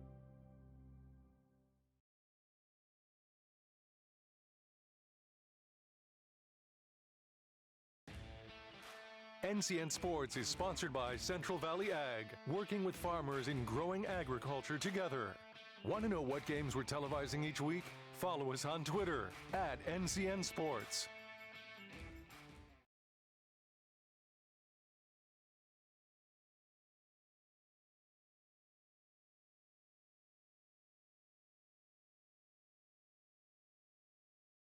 Whether you play on a field, or play on a court, or are running to greatness, during the game and after the game, during the wins and during the losses, Agri City Insurance has you covered.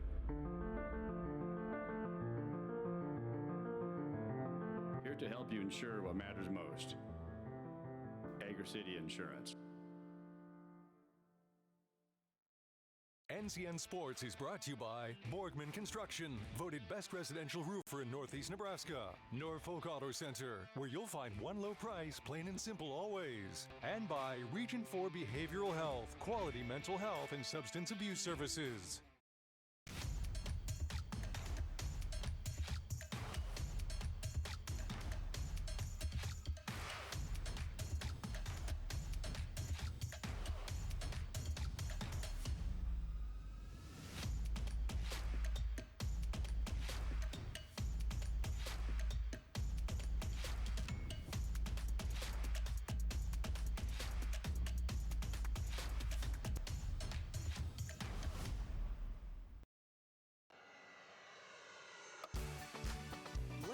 Next adventure take flight in Sarpy County, Nebraska for some high-flying fun.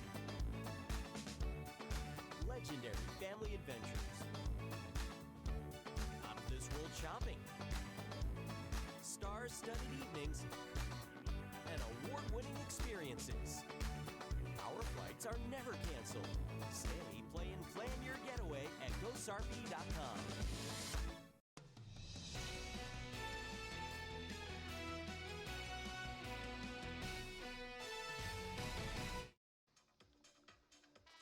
Second half ready to get underway here at Veterans Memorial Park in Norfolk. Northeast on top of Central Community College, 2-0. And Central taking every last second to get back out onto the pitch. Don't forget, after this game, we've got an interview with Northeast head coach Chad Miller and our player of the game. We'll also have the men's game between these two schools after this one as well.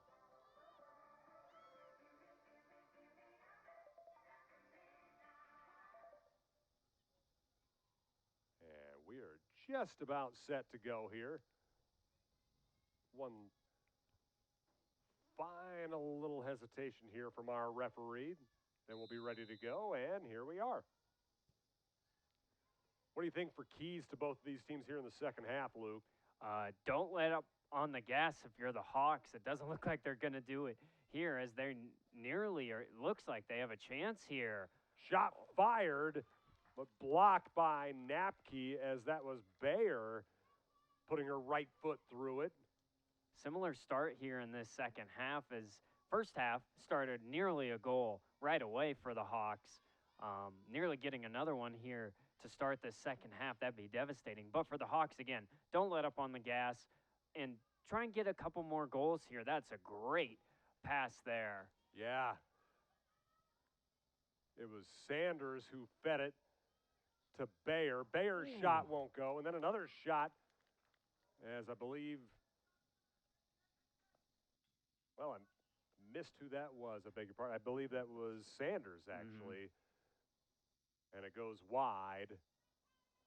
As you mentioned, though, Luke, Hawks keeping the foot on the gas pedal.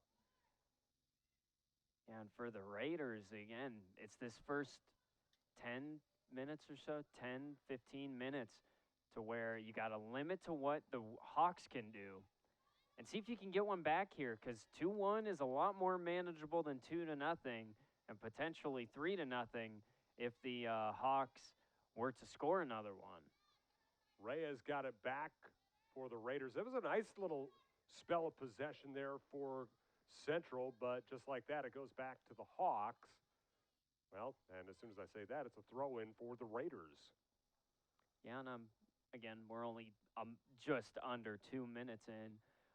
Liking what I'm seeing from the Raiders, though. They're starting to pass the ball well, keep possession, composing themselves, which I felt like they didn't do a great job of in that first half. It seemed like they rushed everything because of the pressure that the Hawks were putting on you. You'd like to see them kind of make those composed passes, those one-touch passes, just to try and set something up on the other end. And just enough pressure applied by Bayer to force Godinez to lose possession. Yeah, you got to imagine everything you were just mentioning, Luke, a big part of Jamie Bennett's halftime talk. Madison Province from Kearney regains possession for the Hawks.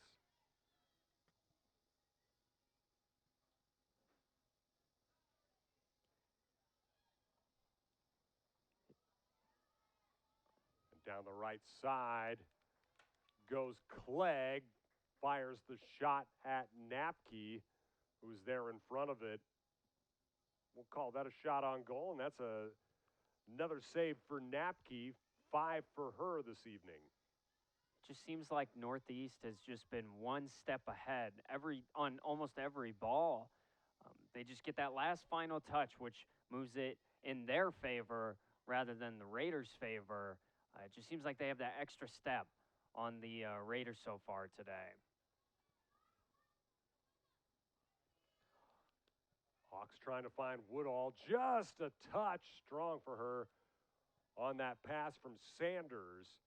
Saw her trying to plan that run, could not quite find her. Now Napke gets it out ahead. Cone trying to find Bates. It'll stick with Spiker right now. To Cone, who could not quite handle it with that first touch, but it does go off the Hawks, and it'll be a throw-in for the Raiders.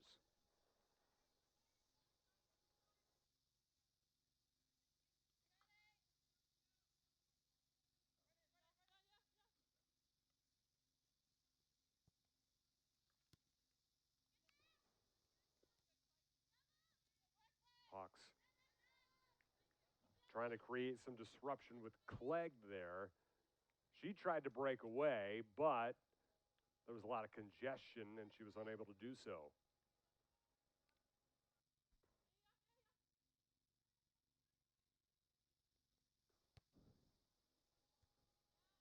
Clegg with the header. Cone for the Raiders, and now possession back to the Hawks. Trying to break back the other way with Clegg. Now on the run is Heffernan. She's still got possession. Now it goes to Woodall, but back to the Raiders.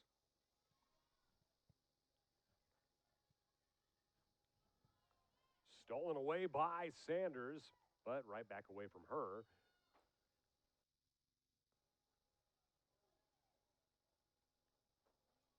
Punched out by the Raiders. It'll be a throw-in for the Hawks, as it was Reiser who got a foot on it for Central.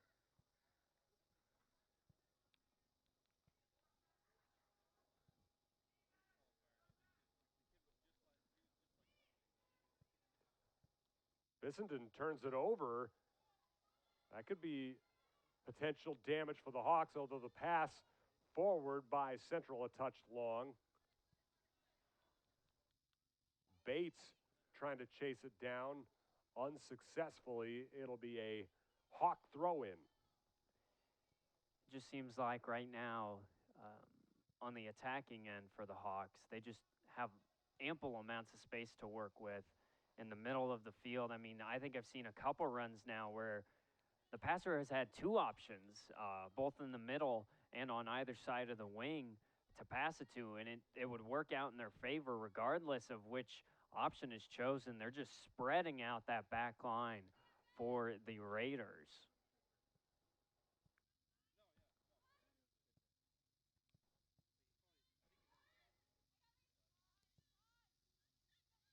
Hawks bring it forward with Solis.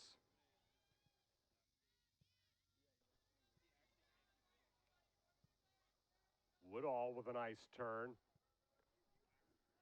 Oh, Leicester tried to find breaking down the left side Bayer, but just a timely block by Central. And speaking of timely, well, for the second time tonight, Woodall was not, as she's offsides with the Hawks trying to find her streaking toward goal.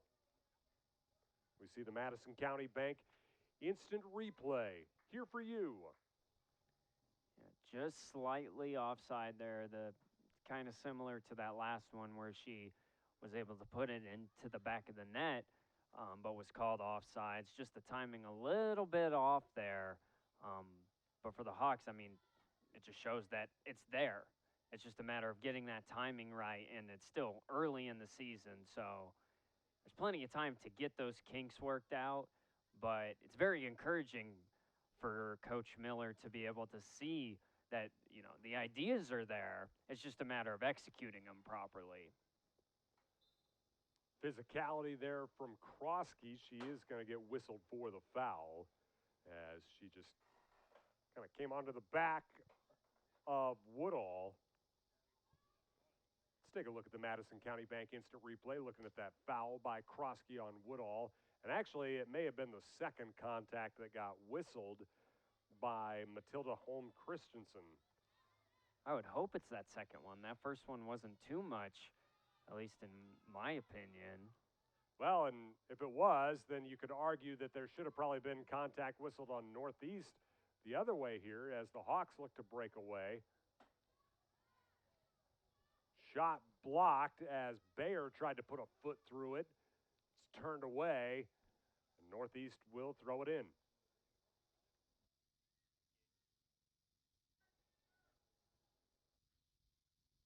Woodall with the turn, trying to find a teammate. It's poked away. Province recollects for the Hawks. Now Clegg trying to feed it in, but headed away by Egan Clark. Good disruption there from Clark to keep that one from reaching another Hawk in the middle of the area. But corner kick nonetheless for the Hawks. So we'll see if they can convert on one of their many set pieces. From Clegg. No one able to get a clear foot on it until it gets to the top of the box, and Leicester tried to pick up her second goal. It's saved by Napke, however, her sixth of the night. That was the seventh corner of the evening for the Hawks. No direct scores coming out of those, though.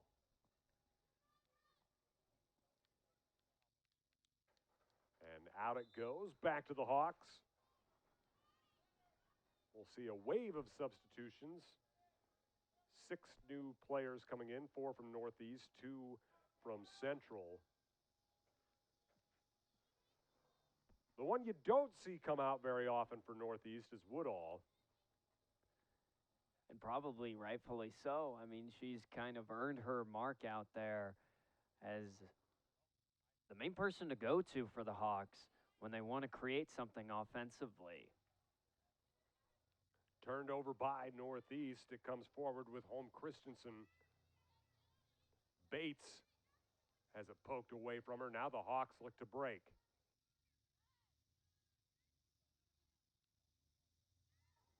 It's Woodall with the turn.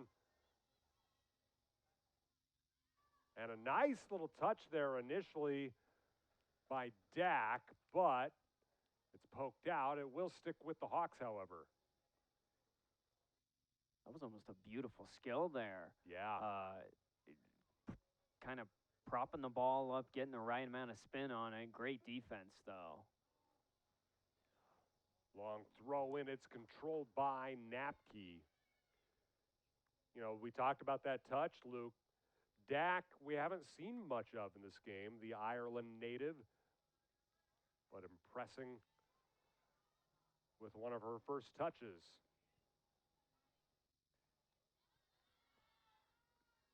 Cone has it taken away from her by Fissenden. Right back to Bates. Now a touch gets away from the Raiders. Solis there to clean it up, at least initially. Now in to do the rest of the work is Schlagelman.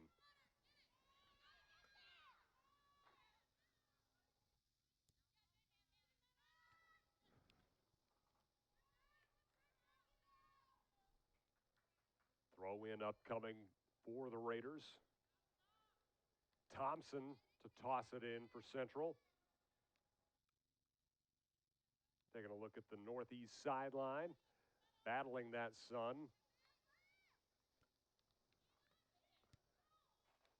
Into the box it goes, and danger averted for Northeast as Heffernan boots it away. Yeah, and that sun could pose a problem here for Thornell. It's shining right into her eyes. So First corner of the match for Central. So a couple things to deal with. You mentioned the sun, Luke, and trying to deal with a set piece for the first time all night. yeah, we'll see how the Hawks respond here. Like you said, first set piece, trying to deal with the sun. Got to make sure communication is on the top of your list. Well, it was not for Central there, unfortunately, for the Raiders, as Tenney's corner kind of sailed, and I beg your pardon, that was actually Reyes. 5 and 9 with long hair can kind of look similar.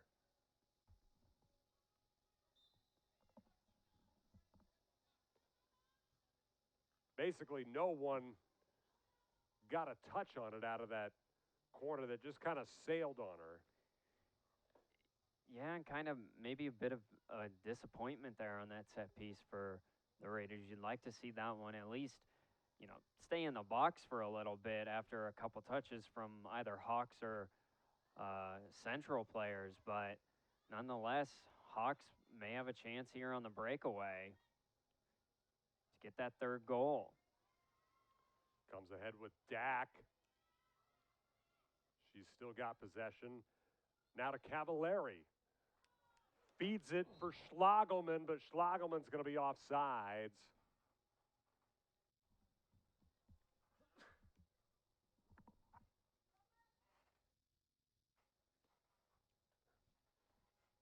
Probably the one rule that's the hardest to explain to new soccer fans.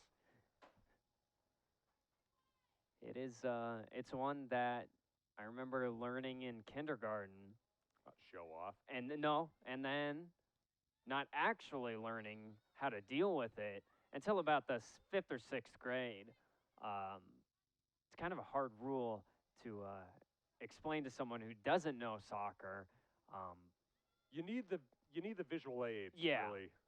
I think Ted Lasso, and we were talking about it earlier, I think Ted Lasso does a great job with people not knowing soccer, does a great job teaching you, because I remember the scene with him and I think it's the ketchup bottles, you know, learning how to or what offsides is.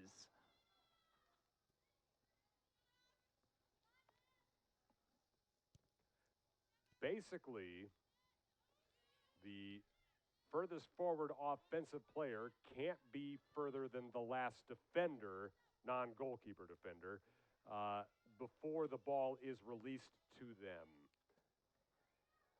Once the ball comes off the boot of the delivering player, then you can start to make the charge forward as much as you want. As Schlagelman into the box, shakes her defender, And the little back heel goal. What a give and go as Sanders finishes it. That flag is up. I think that's going to be ruled an offsides. Yeah, I believe they are not going to count that one. Northeast PA was unaware. As we take a look at the Madison County Bank instant replay, that was the finest of margins.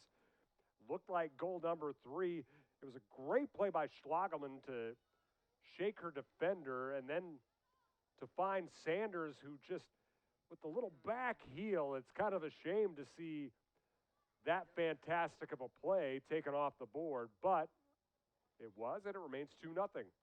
Well, and I think the interesting part about that was I'd be interested to see who was the one to play the ball, because if the defender plays it for the Raiders, then there's no offside. So I'd be very interested to see if a Raider was the one to play that one up. Because, like you said, that was a fantastic goal. I mean, back heel and all, right and nestling itself into the bottom corner. Great skill on that, but unfortunately, yeah. Let's look at this one more time. Yeah, I guess she did. Yeah, I guess it's real close, though. It's very close. I think Schlagelman did play that ball. Thought maybe it made contact with one of the Raiders' defenders, but no, I think that was the right call there from the referee. And I think it was the far side official who made that. You know, I would argue. So I grew up in a referee household. My dad has been an official for a million different sports. He did baseball for a million years, then basketball, and he's been a very accomplished football referee for quite some time.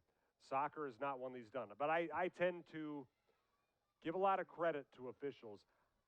With all due respect to the sports that my dad has officiated, I would argue soccer is the hardest to officiate. You have the smallest crew for such a large area to cover.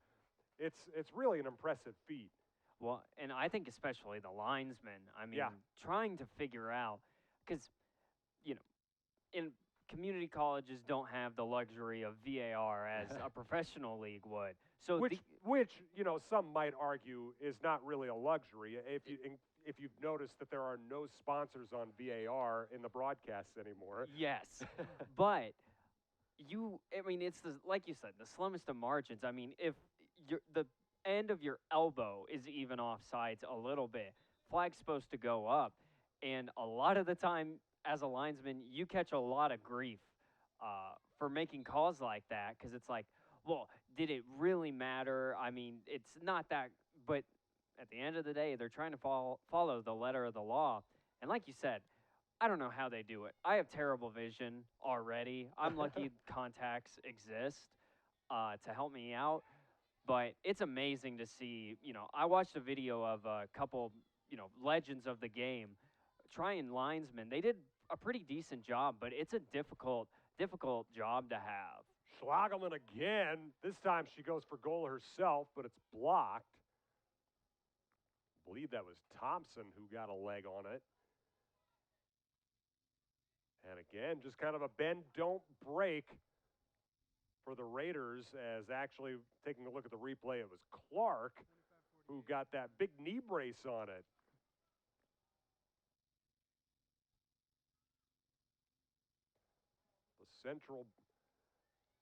The center back had to make that final defensive play as the Hawks come forward once again. This will be another corner, as the shot came from Heffernan, but it was blocked.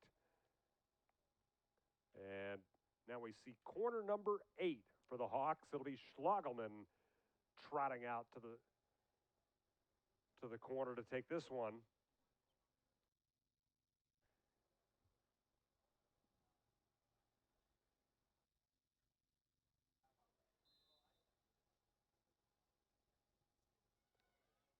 Bending, pulled down, shot, not a lot behind it from Aberson. And that will be save number 7 for Napke. Yeah, that one a little bit easier to deal with for Napke. Not, like you said, not a lot of power on this one, kind of standing in place right into the grasp of Napke there. But she's had her name called upon a lot today, and I think her outfield players are going to show her a lot of respect after this one, regardless of the outcome, just because of how it's very, very, very lucky that it's only 2-0, and I think a lot of it has to do with Napke back of the net there for the Raiders. There have been some key defensive moments, though, too, for Central, as Northeast right now with a little bit of a different lineup. We don't see Woodall. We're seeing some change up there. We do still see Solis in the back. Up ahead comes Cavallari.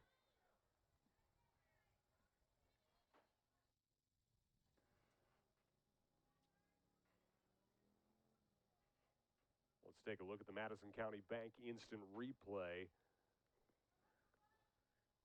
As that one, a nice tackle from the Raiders, but also it still went off Cavallari. That's a heck of a defensive play. Yeah, Ray is there. Great sliding challenge there. Those are always the risky ones to go for because, if you don't make the tackle correctly, you're, opening yourself up to giving a foul, letting Cavallari run by you and have pretty much an open net to work with.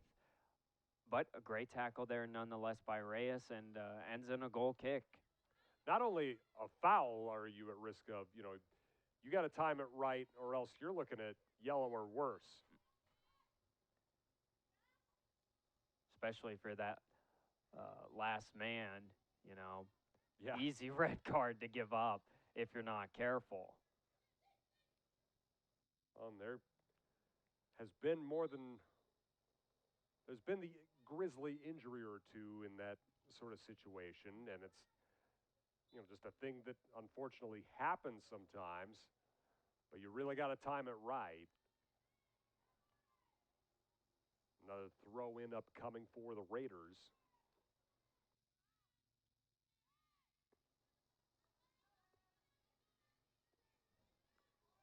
Pretty good crowd filling in here.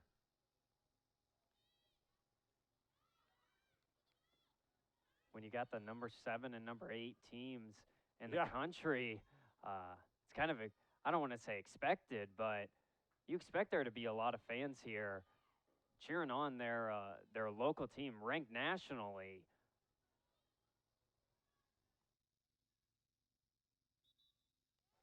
And, in the state of Nebraska, if we're being honest, soccer ranks behind a few others when it comes to fan bases, but Northeast does not have football, and on a nice night like tonight, you've got, as you mentioned, 2 of the best in the country in the Northeast men's and women's teams, and a great place to watch a game, great brand of soccer.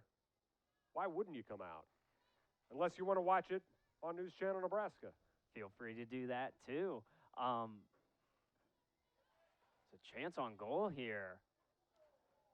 May have been blocked by her own teammate, was Shad. Kept alive, though, and buried. Goal by Aberson, who's been hanging out in that position for a while. Has just been kind of asking for that goal. She gets fed it, and it is 3-0 Hawks. And that was not what you wanted if you were Coach Bennett. I mean, like I was saying, you're down to 21 minutes, just under 21 minutes. Iverson, nice finish there. After scoring 2 goals offside this game, the Hawks had that one coming, and a nice finish there. Very tight of margins to make sure you stay onside there by Iverson, but great finish, great goal, 3-0 here. It's going to be a tough one back for the Raiders, and it might be too far gone at this point.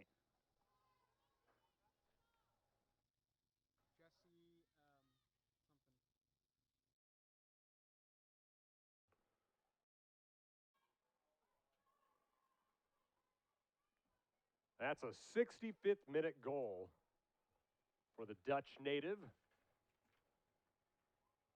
Coming up with 20 minutes left to play. We're past the hour mark. Thornell yet to be forced into a save this evening. And it really does look like we are probably unlikely to see Woodall the rest of the night, as I think Chad Miller, recognizing her importance, wants to go ahead and give her a breather. Long season. I was just about to say it's a very, very long season. You want to keep your players. I think soccer is one of those sports where those injuries, those nicks, I know it happens in every sport, but those little nicks you pick up all along the way, those can kind of add up as the season goes on. You know, maybe you just get a cramp one game and then your hamstring has this nagging issue, whether it gets strained, torn, whatever the case may be. Those tend to pop up as the season goes on, stack up over each other, so you want to make sure your team's staying fresh, want to make sure you're getting everyone out on the field when they need to be, and when in a game like this where you have a lot of the control of the game, you want to make sure that those players that you want to play against, those ranked teams, you want to make sure those ones are rested up for those exact moments. Yeah, you know, you hit on a bunch of good points. You got to manage workload, but also, even if you do that, there's no guarantee, so you got to build that depth. And Northeast doing just that right now, although Central has a free kick off a foul. It'll be Reiser trying to drive it into the box, and Thornell has to step in front of it. But a long throw out, and now the Hawks might break the other way.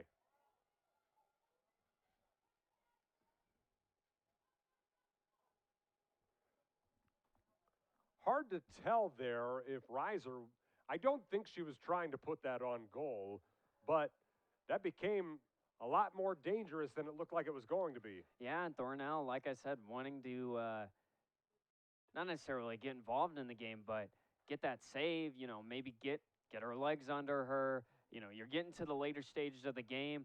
At this point as a keeper, you want to keep that clean sheet. I know that's just a stat, but it means a lot because that gives your defensive line and your self-confidence that we can do this the rest of the season. There's no way we can't keep a clean sheet if in a game where it's safe to say dominating performance from the Hawks here tonight, you want to keep that clean sheet, keep your momentum going into the next game. Long shot from just outside the box, and connecting is Cavallari. That looked like it had no shot off the foot, but she found the top right corner. What a goal from Cavallari. That was an impressive goal, to say the least. I mean, look at this. Just takes one touch, back of the net, right over the diving Napke there. A fantastic shot on goal by Cavallari to make it 4-0.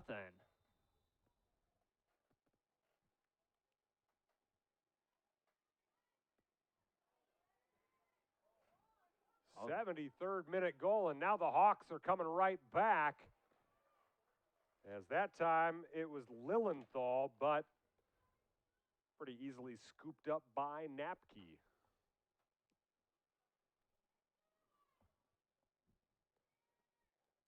Napke has faced 12 shots on goal, making 8 saves. Now the Raiders trying to salvage something for themselves, but Northeast defense. Northeast defense comes through. And it'll be a throw-in for the Hawks.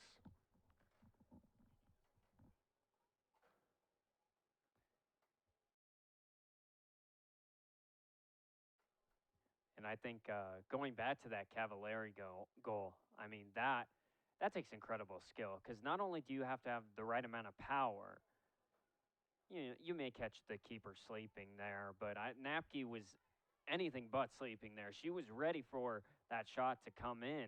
It was just perfect power and perfect placement. And maybe it did. I mean, maybe Napke didn't expect Cavallari to pull the trigger from all the way outside of the box, but nonetheless, a fantastic finish there by Cavallari. Took a good first touch to do that, too. As Lilienthal gets into the box. And that will be shepherded out for another corner. Looking at number 9 for the Hawks. Leister, who's got a goal off a PK, will feed it in on the corner. In the absence of Woodall, Lilienthal, I mean, she's just made her impact here in the last couple minutes. You know, a nice run, almost another goal. She feeds it off for Woodall, who's back in the game. Province has it poked away from her.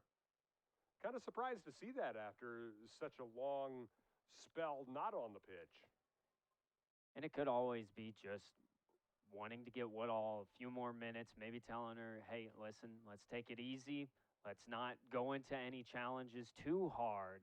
But, you know, get involved in the game, maybe set up your teammates for a couple goals. We got a 4-0 lead here, 15 minutes left. Now is when you can be selfless in trying to set up your teammates. Still onside were the Hawks. Central was throwing a hand up looking for an offsides, but I believe it was a defender further in the pitch that kept Bayer onside. It was not the defender closest to her who played her onside.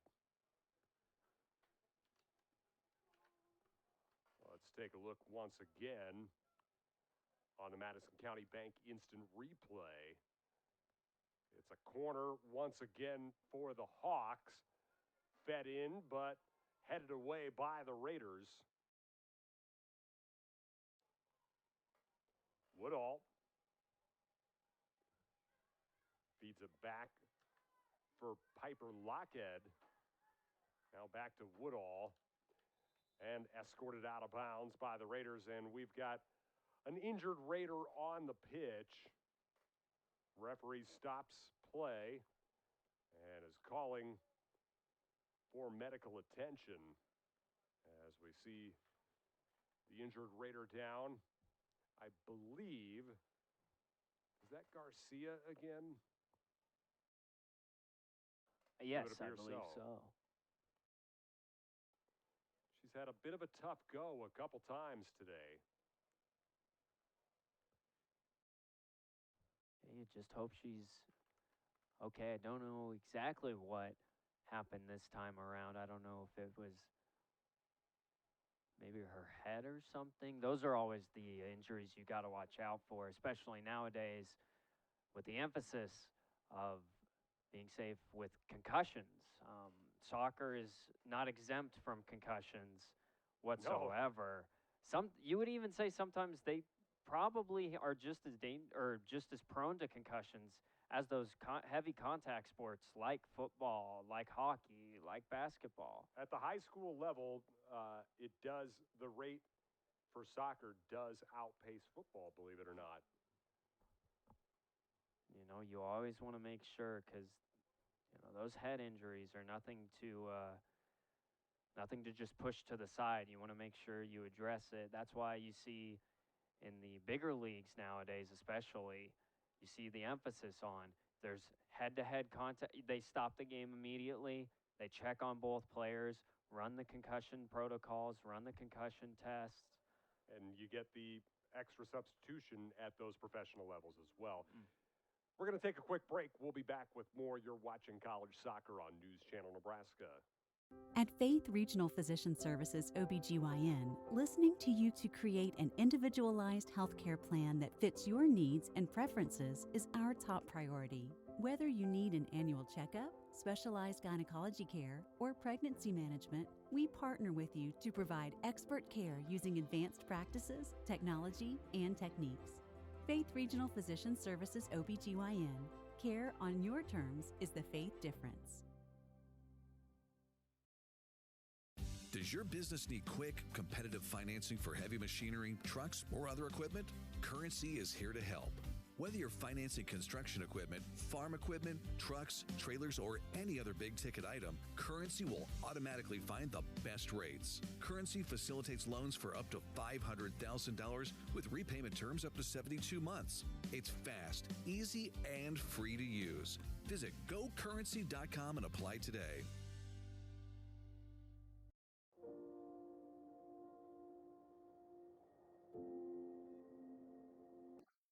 Okay, that's it. Done. Stop. Partnership. It's more than a handshake in a farm field. These are cliches and conventions, and we're here to break them. We want to do the work that needs doing, to take on your challenges together. Let us help move your operation forward. We promise to be the partner you need, not the one you're used to. Honest.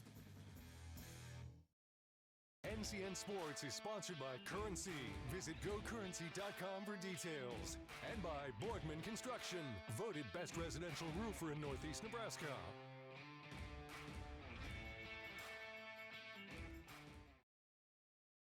Hi, this is Dr. Kim.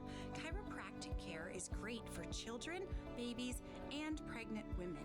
Chiropractic has been shown to make a pregnancy more smooth, less painful, and an easier delivery. Chiropractic has helped babies with colic, acid reflux, and many other things. Hi, my name's Josie Clark, and I'm a PA.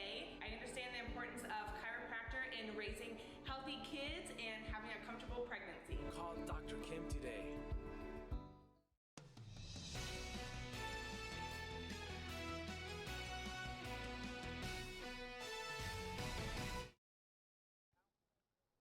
Well, we certainly hope the best for Ariana Garcia. The freshman from Fremont was helped off the pitch after a lengthy delay. Just over 13 minutes left to play.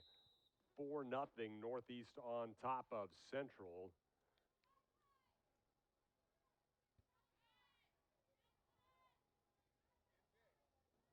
The Hawks, nice little give and go.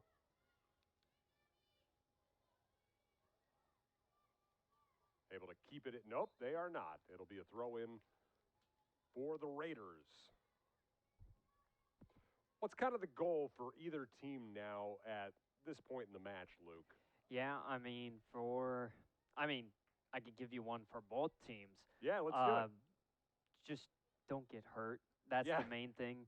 I mean, like we said, thoughts out for Garcia. Hopefully she's good to go on the for the rest of the way for the Raiders. But you just don't go for those challenges that you might in a tighter game. It's 4-0 for the Raiders, especially.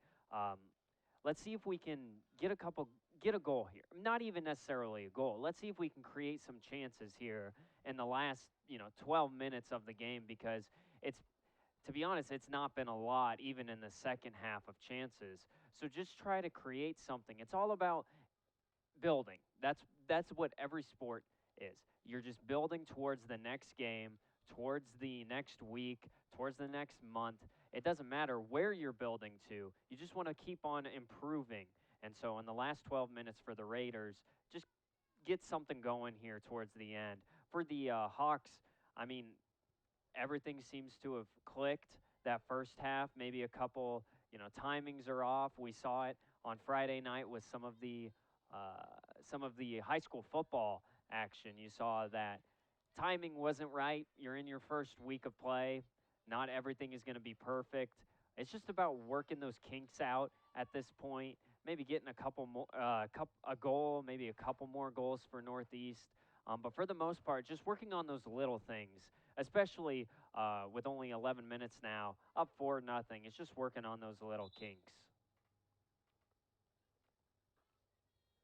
Well, Northeast will bring on a couple more substitutions.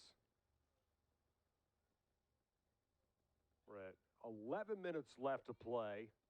Northeast on the brink of moving to 4-0 on the season. This would be the first NGCAA loss for Central this season. They lost to the Morningside JV, but as far as at the JUCO level, they did come in 1-0. Certainly they knew tonight was going to be a challenge as Thornell gets it down the pitch. Woodall trying to give chase. She does get possession, and now the run is on for the Hawks. Gets past her defender, into the box it goes, just misses finding her teammate, Lilienthal, who you mentioned, Luke, has been a big part of the attack in this second half.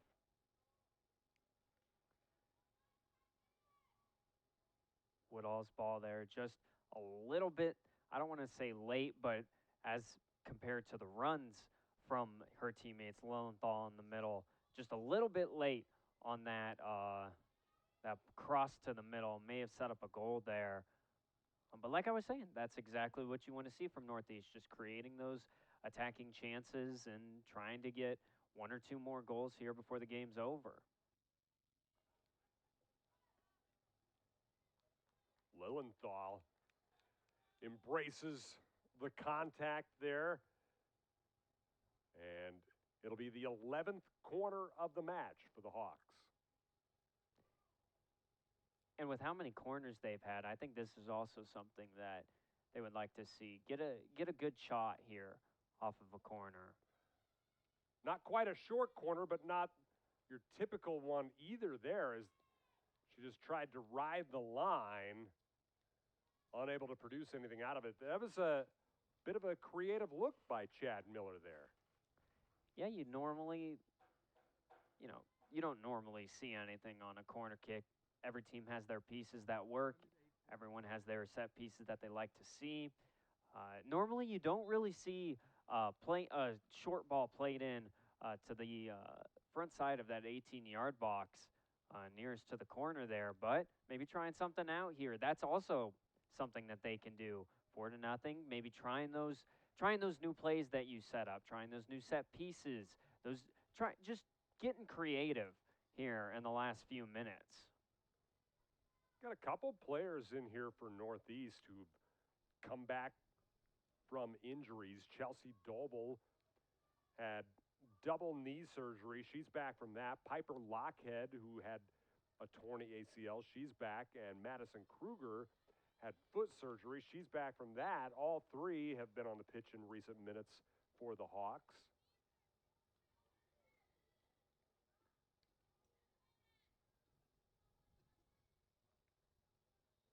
We're going to have some interesting discussions as far as who our player of the game is. We got a few options. Definitely think Woodall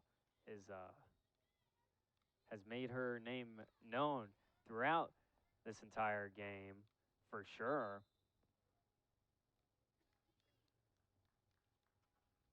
Seems like she could be a leading candidate. That strike from Cavallari puts her in the conversation, though, too. I could not agree more. That takes a certain amount of skill and a certain amount of courage to go for a shot like that.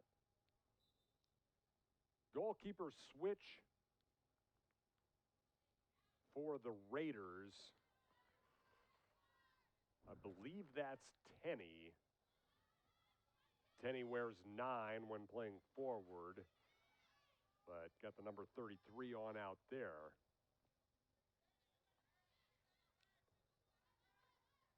Really can't fault Kapke at all this evening. Played really well in goal for the Raiders. And when they needed her, she answered the call almost every time. Again, a wonder strike by Cavallari, a penalty, which is always, those are 50-50 every time. And that might be generous to the to the keeper. To think that the keeper is going to stop 50% of them feels optimistic. Yes, I always look glass half full. All right. No, but every time they've needed her, it's just been a couple of those moments, maybe those lapses in judgment on the penalty. Getting started off early, though, again, in the first and second half, maybe when the Raiders weren't necessarily all ready to go at the starts of them, she was able to make those 2 saves and keep the game 2-0 and keep it 0-0 in that first half. Dolbo was unable to get to that one as the Hawks were continuing to try and add another one.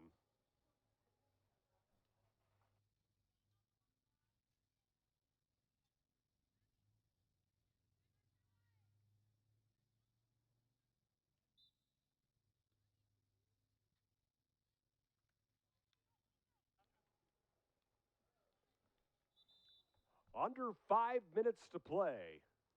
4-0. Northeast on top. And now we will see Woodall come out once again. It'll be Schlagelman coming in for her.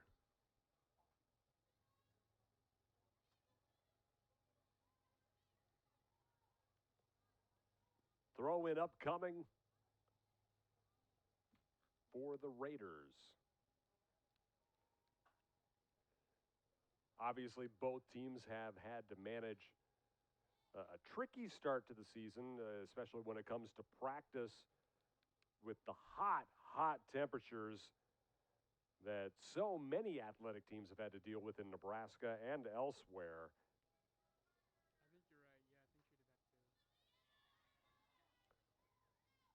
Cone giving chase as she wants to try and get Central on the board.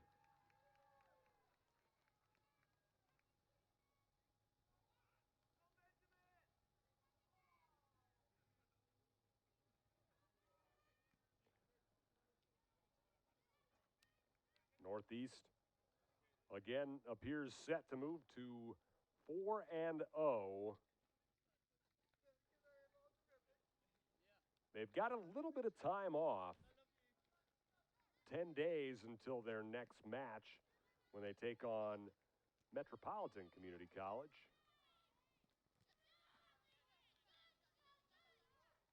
Got a scrap for the ball as both teams battle for possession.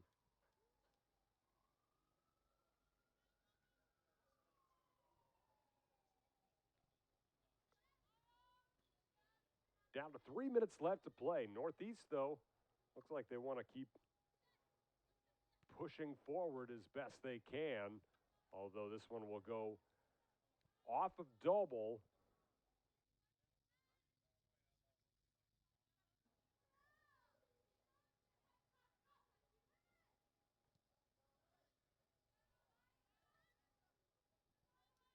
Headed down by Joey Long, and possession will stick with Northeast at least until the errant pass goes out, and there'll be a throw in for the Raiders.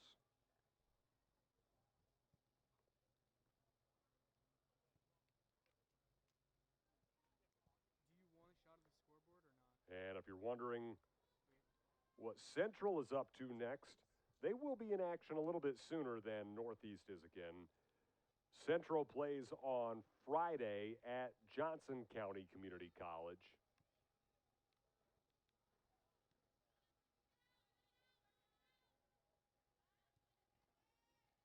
And as mentioned,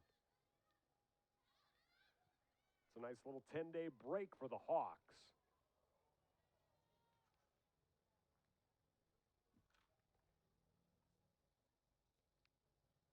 Tenney was able to snuff out any potential damage as the Hawks were moving forward once again.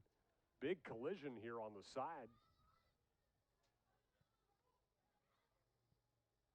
Schlagelman throws in for the Hawks. It's been a fairly clean game. There was the one penalty in the box, but otherwise, not too much to worry about. There have been some injury concerns. I think a lot of that heat related. As we're now coming up on the final minute of play. And Northeast, oh so close to moving to 4-0.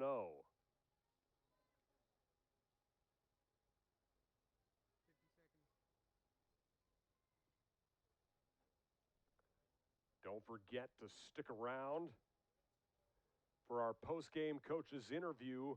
Stay tuned as that interview with Northeast head coach Chad Miller is brought to you by Northeast Community College. We'll also have our top plays brought to you by Currency. And then, of course, after that, we've got the men's matchup between these two schools, Northeast and Central. That should be a good one as well. Down to the final 10. We'll hear the countdown. 8, 7, 6, 5, 4, 3, 2, 1. And that countdown is part of the rule book. Got to do it at the college level. And Northeast wins 4-0.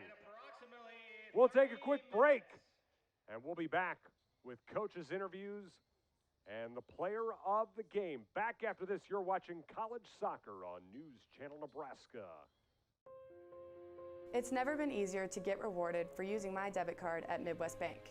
I'm volleyball player Allie Batenhorst, and with my rewards checking account, I get rewarded for the simple things. Each time I swipe my debit card getting gas or picking up groceries. With Midwest Bank, it's not about how much money I have in my account. I get rewarded for just using my debit card at all my favorite places. Find out more at MidwestBank.com. Your community, your bank, Midwest Bank.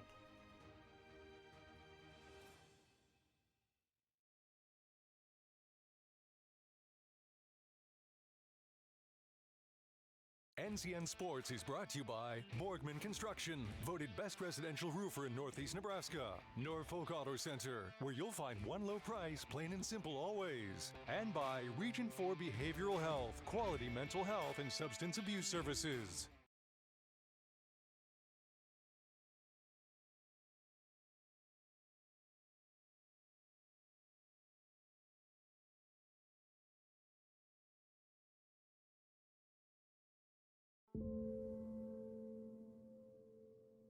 My son, Christopher Parado, was 20 years old when he was prescribed opioids. It took him 5 days to get addicted. I'm not supposed to be the one to go get his suit and tie and pick which sneakers that I'm going to bury him in. My son overdosed at the age of 22 years old.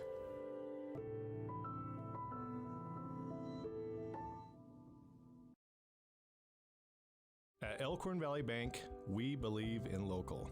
It's something we live by. It's something we're proud of. It's helping our neighbors grow like they've helped us, supporting families, investing in lives, and creating prosperity. Local means making decisions that grow and improve surrounding communities we call home. Investing in our nonprofits and giving back. Elkhorn Valley Bank and Trust, great for you, great for your community.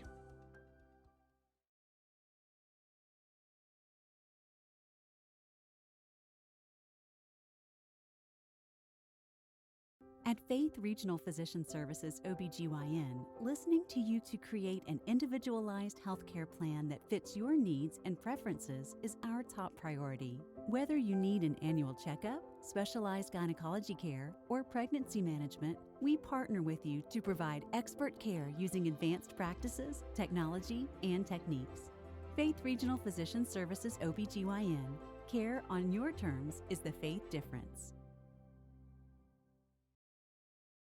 Does your business need quick, competitive financing for heavy machinery, trucks, or other equipment?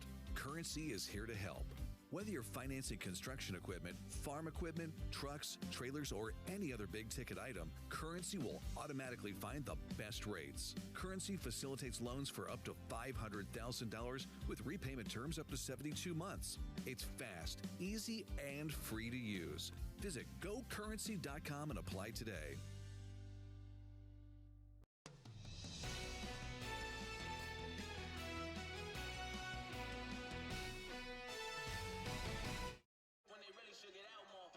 4-0. Northeast Community College defeats Central Community College in women's soccer, moving the Hawks to 4-0 on the season. Let's take a look at how we got to that final score. College soccer between Northeast Community College and Central Community College. Good crowd on hand tonight to watch the top 10 ranked Hawks take on in-state foe Central Community College. We pick things up in the second half as the Hawks get shots on goal. This one from Bayer. Bayer once again, it's blocked, and then a shot goes wide. So the Northeast lead remains 2-0. But couldn't keep them off the score sheet forever, despite Leicester getting saved once again by Napke. Finally, Aberson breaks through for the Hawks in the 65th minute, extending Northeast lead, which had been hanging at 2-0 since halftime. Then Central gets their own free kick. Reiser makes it interesting, as that could be termed the only shot on goal by the Raiders.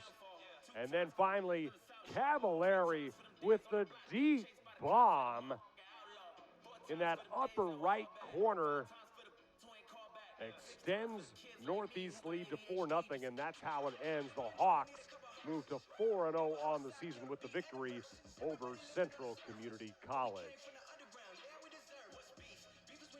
Those are our highlights from our first game. We've got a second game coming up in a bit. We've also got post-game interviews with Northeast head coach Chad Miller and our player of the game. But first, we're going to take another quick break, and we'll be back with more. You're watching College Soccer on News Channel Nebraska. Woodhouse Chevy is making car buying better with 2 convenient locations in Missouri Valley, Iowa, and our newest location in Omaha at 112th and Dodge. With a huge selection of new cars, trucks, and SUVs, experience the entire Chevy lineup and explore our savings going on now. Visit us in store or online anytime to shop our current offers and all our inventory. Find new roads with Woodhouse Chevy in Missouri Valley and now in Omaha.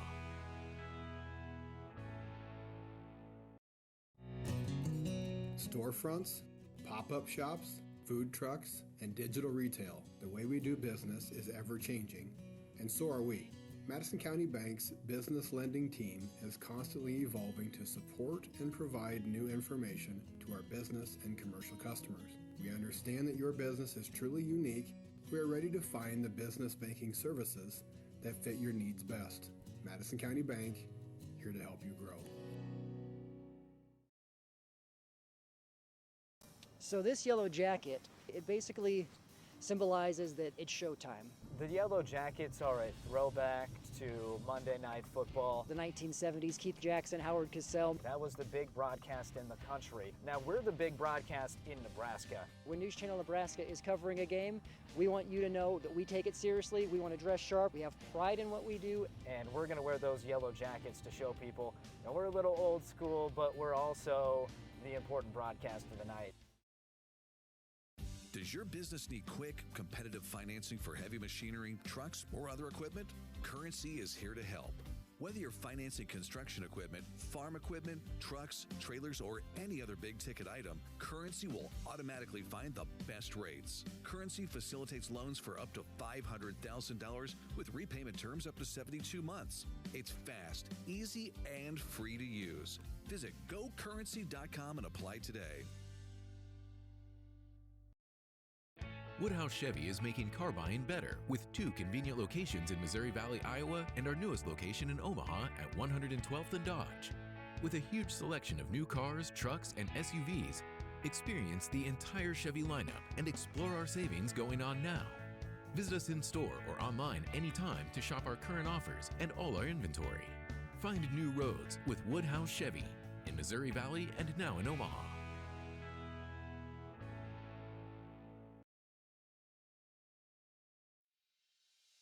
Get rewarded and earn interest for using your My Design Rewards checking account with Midwest Bank. I'm volleyball player Allie Badenhorst, and I get rewarded when I use my debit card grabbing a bite to eat or getting coffee before class. It's easy, simple, and smart. It's not about how much money I have in my account. I get rewarded just for using my debit card at all my favorite places. Find out more at MidwestBank.com. Your community, your bank, Midwest Bank. The Heart and Vascular team at Faith Regional Cardiovascular Institute has spent the last 22 years focused on providing the highest level of heart care possible. With over 24,000 patients seen in the last 2 years alone, we know cardiac care by heart. Today, we offer the most advanced practices and technology to patients in 11 local communities, ensuring easier access to cardiology services. With specialists focusing on heart failure, vascular diseases, thoracic surgery, abnormal heart rhythms, and general cardiology, you can count on our heart experts to collaborate to provide you with the best care possible. Faith Regional Cardiovascular Institute, keeping a pulse on the hearts of Nebraska for over 2 decades, is the faith difference.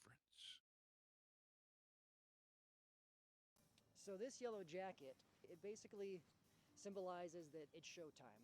The Yellow Jackets are a throwback to Monday Night Football. The 1970s, Keith Jackson, Howard Cosell. That was the big broadcast in the country. Now we're the big broadcast in Nebraska. When News Channel Nebraska is covering a game, we want you to know that we take it seriously. We want to dress sharp. We have pride in what we do. And we're going to wear those yellow jackets to show people.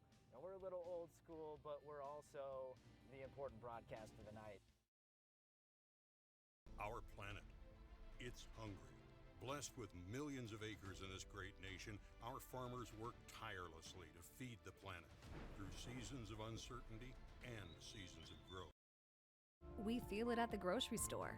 When we pay Our planet, it's hungry. Blessed with millions of acres in this great nation, our farmers work tirelessly to feed the planet through seasons of uncertainty and seasons of growth. It's a tough business to do alone.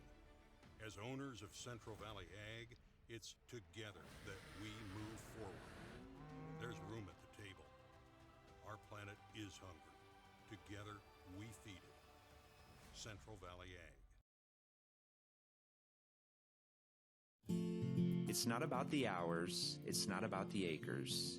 It's about the legacy, passed from one generation to the next. At Madison County Bank, we see your farming operation as a legacy, as a successful business, as a crucial part of the world's well-being. For over 130 years, Madison County Bank has stood beside farmers and ranchers in Northeast Nebraska. We have been and always will be here to help you grow. Madison County Bank, member FDIC, equal housing lender. Does your business need quick, competitive financing for heavy machinery, trucks, or other equipment? Currency is here to help. Whether you're financing construction equipment, farm equipment, trucks, trailers, or any other big-ticket item, Currency will automatically find the best rates. Currency facilitates loans for up to $500,000 with repayment terms up to 72 months. It's fast, easy, and free to use. Visit GoCurrency.com and apply today. NCN Sports is sponsored by Currency. Visit GoCurrency.com for details. And by Boardman Construction, voted best residential roofer in Northeast Nebraska.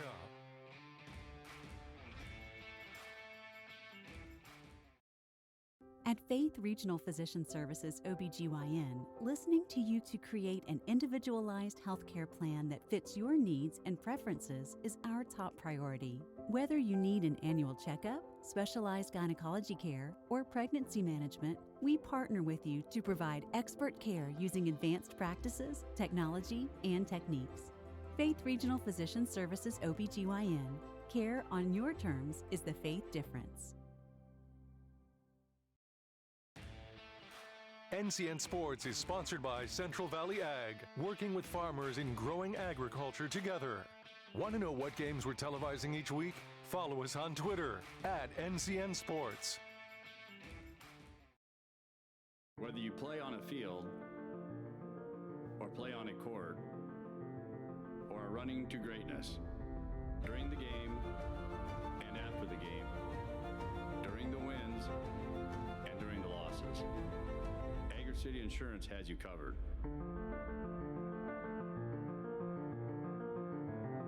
Here to help you ensure what matters most.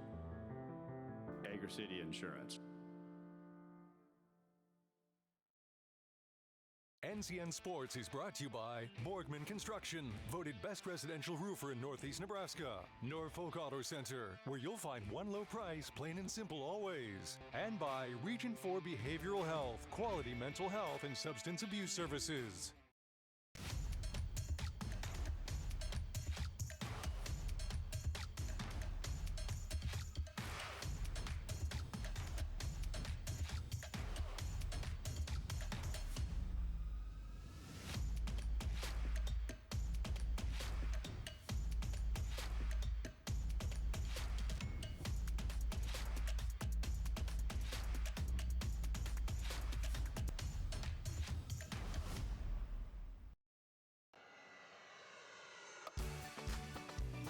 Next adventure take flight in Sarpy County, Nebraska for some high-flying fun. Legendary family adventures. Out-of-this-world shopping. Star-studded evenings. And award-winning experiences. Our flights are never canceled. Stay, play, and plan your getaway at GoSarpy.com. At Faith Regional Physician Services OBGYN, listening to you to create an individualized healthcare plan that fits your needs and preferences is our top priority. Whether you need an annual checkup, specialized gynecology care, or pregnancy management, we partner with you to provide expert care using advanced practices, technology, and techniques. Faith Regional Physician Services OBGYN. Care on your terms is the Faith difference. Does your business need quick, competitive financing for heavy machinery, trucks, or other equipment? Currency is here to help. Whether you're financing construction equipment, farm equipment, trucks, trailers, or any other big-ticket item, Currency will automatically find the best rates. Currency facilitates loans for up to $500,000 with repayment terms up to 72 months. It's fast, easy, and free to use. Visit GoCurrency.com and apply today.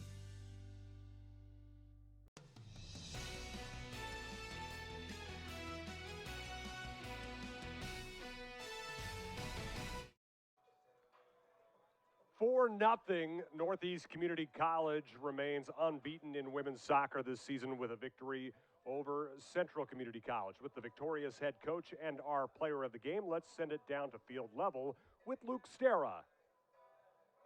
And we are down here on the field. Coach Miller, fantastic win, 4-0. What do you have to say about your gals' performance tonight? Well, I think, I thought we played okay. I still think it can be better. I think our possession needs to be better. We struggled a little bit playing out of the back, but that's what the team did to us. They pressured us, and it caused us a little bit of problems. So that's why we play those types of teams. But I think we still leave some goals out there on the field that we probably should finish. It would be nice to put those away so that we can maybe put the game away a little sooner. But overall, it's a win, and I'm proud of the girls. They've been working hard all week, so it's good to finally get back on the field. Yeah, Coach, start the season 4-0. You get one first game at home in front of the home fans. What does it mean to you to get that first win at home? It's always special here. I think, last season we were undefeated here, if I remember correctly, and to come here and see this many people and so many supporters, especially on a Sunday night, you couldn't ask for anything. These girls deserve it. They've worked their tails off all season. This is probably one of the hardest working groups that I've ever had, and to see this kind of support, they deserve it, 100%. Awesome. Well, Coach, thank you so much for joining us here, and congrats on the win. Thank you. Aiden, we'll bring you in right now. Aiden, player of the game, did a fantastic job tonight, got your name on the score sheet. What were you seeing out there on the field? Obviously the score shows that we win, but I think our team, we just have to show what we got. We got a lot more left in us. We just have to show the teams that we're the very best. Yeah, you get a win here in front of the home fans, 4-0. First game here at home. You guys start the season 4-0. What are you guys looking ahead for now after getting our first win at home? just keep getting more wins. We're on the road, so just keep on pushing, keep on doing our best and getting better and better because we know we can make it to that tournament. Awesome. Aiden, thank you so much, and congrats on being the player of the game. Awesome. And Pat, we'll send it back up to you in the press box. Hey, thank you very much, Luke. Great interviews with both Coach and Aiden. We'll take another quick break, and we'll be back to set things up for tonight's men's game between Central Community College and Northeast Community College.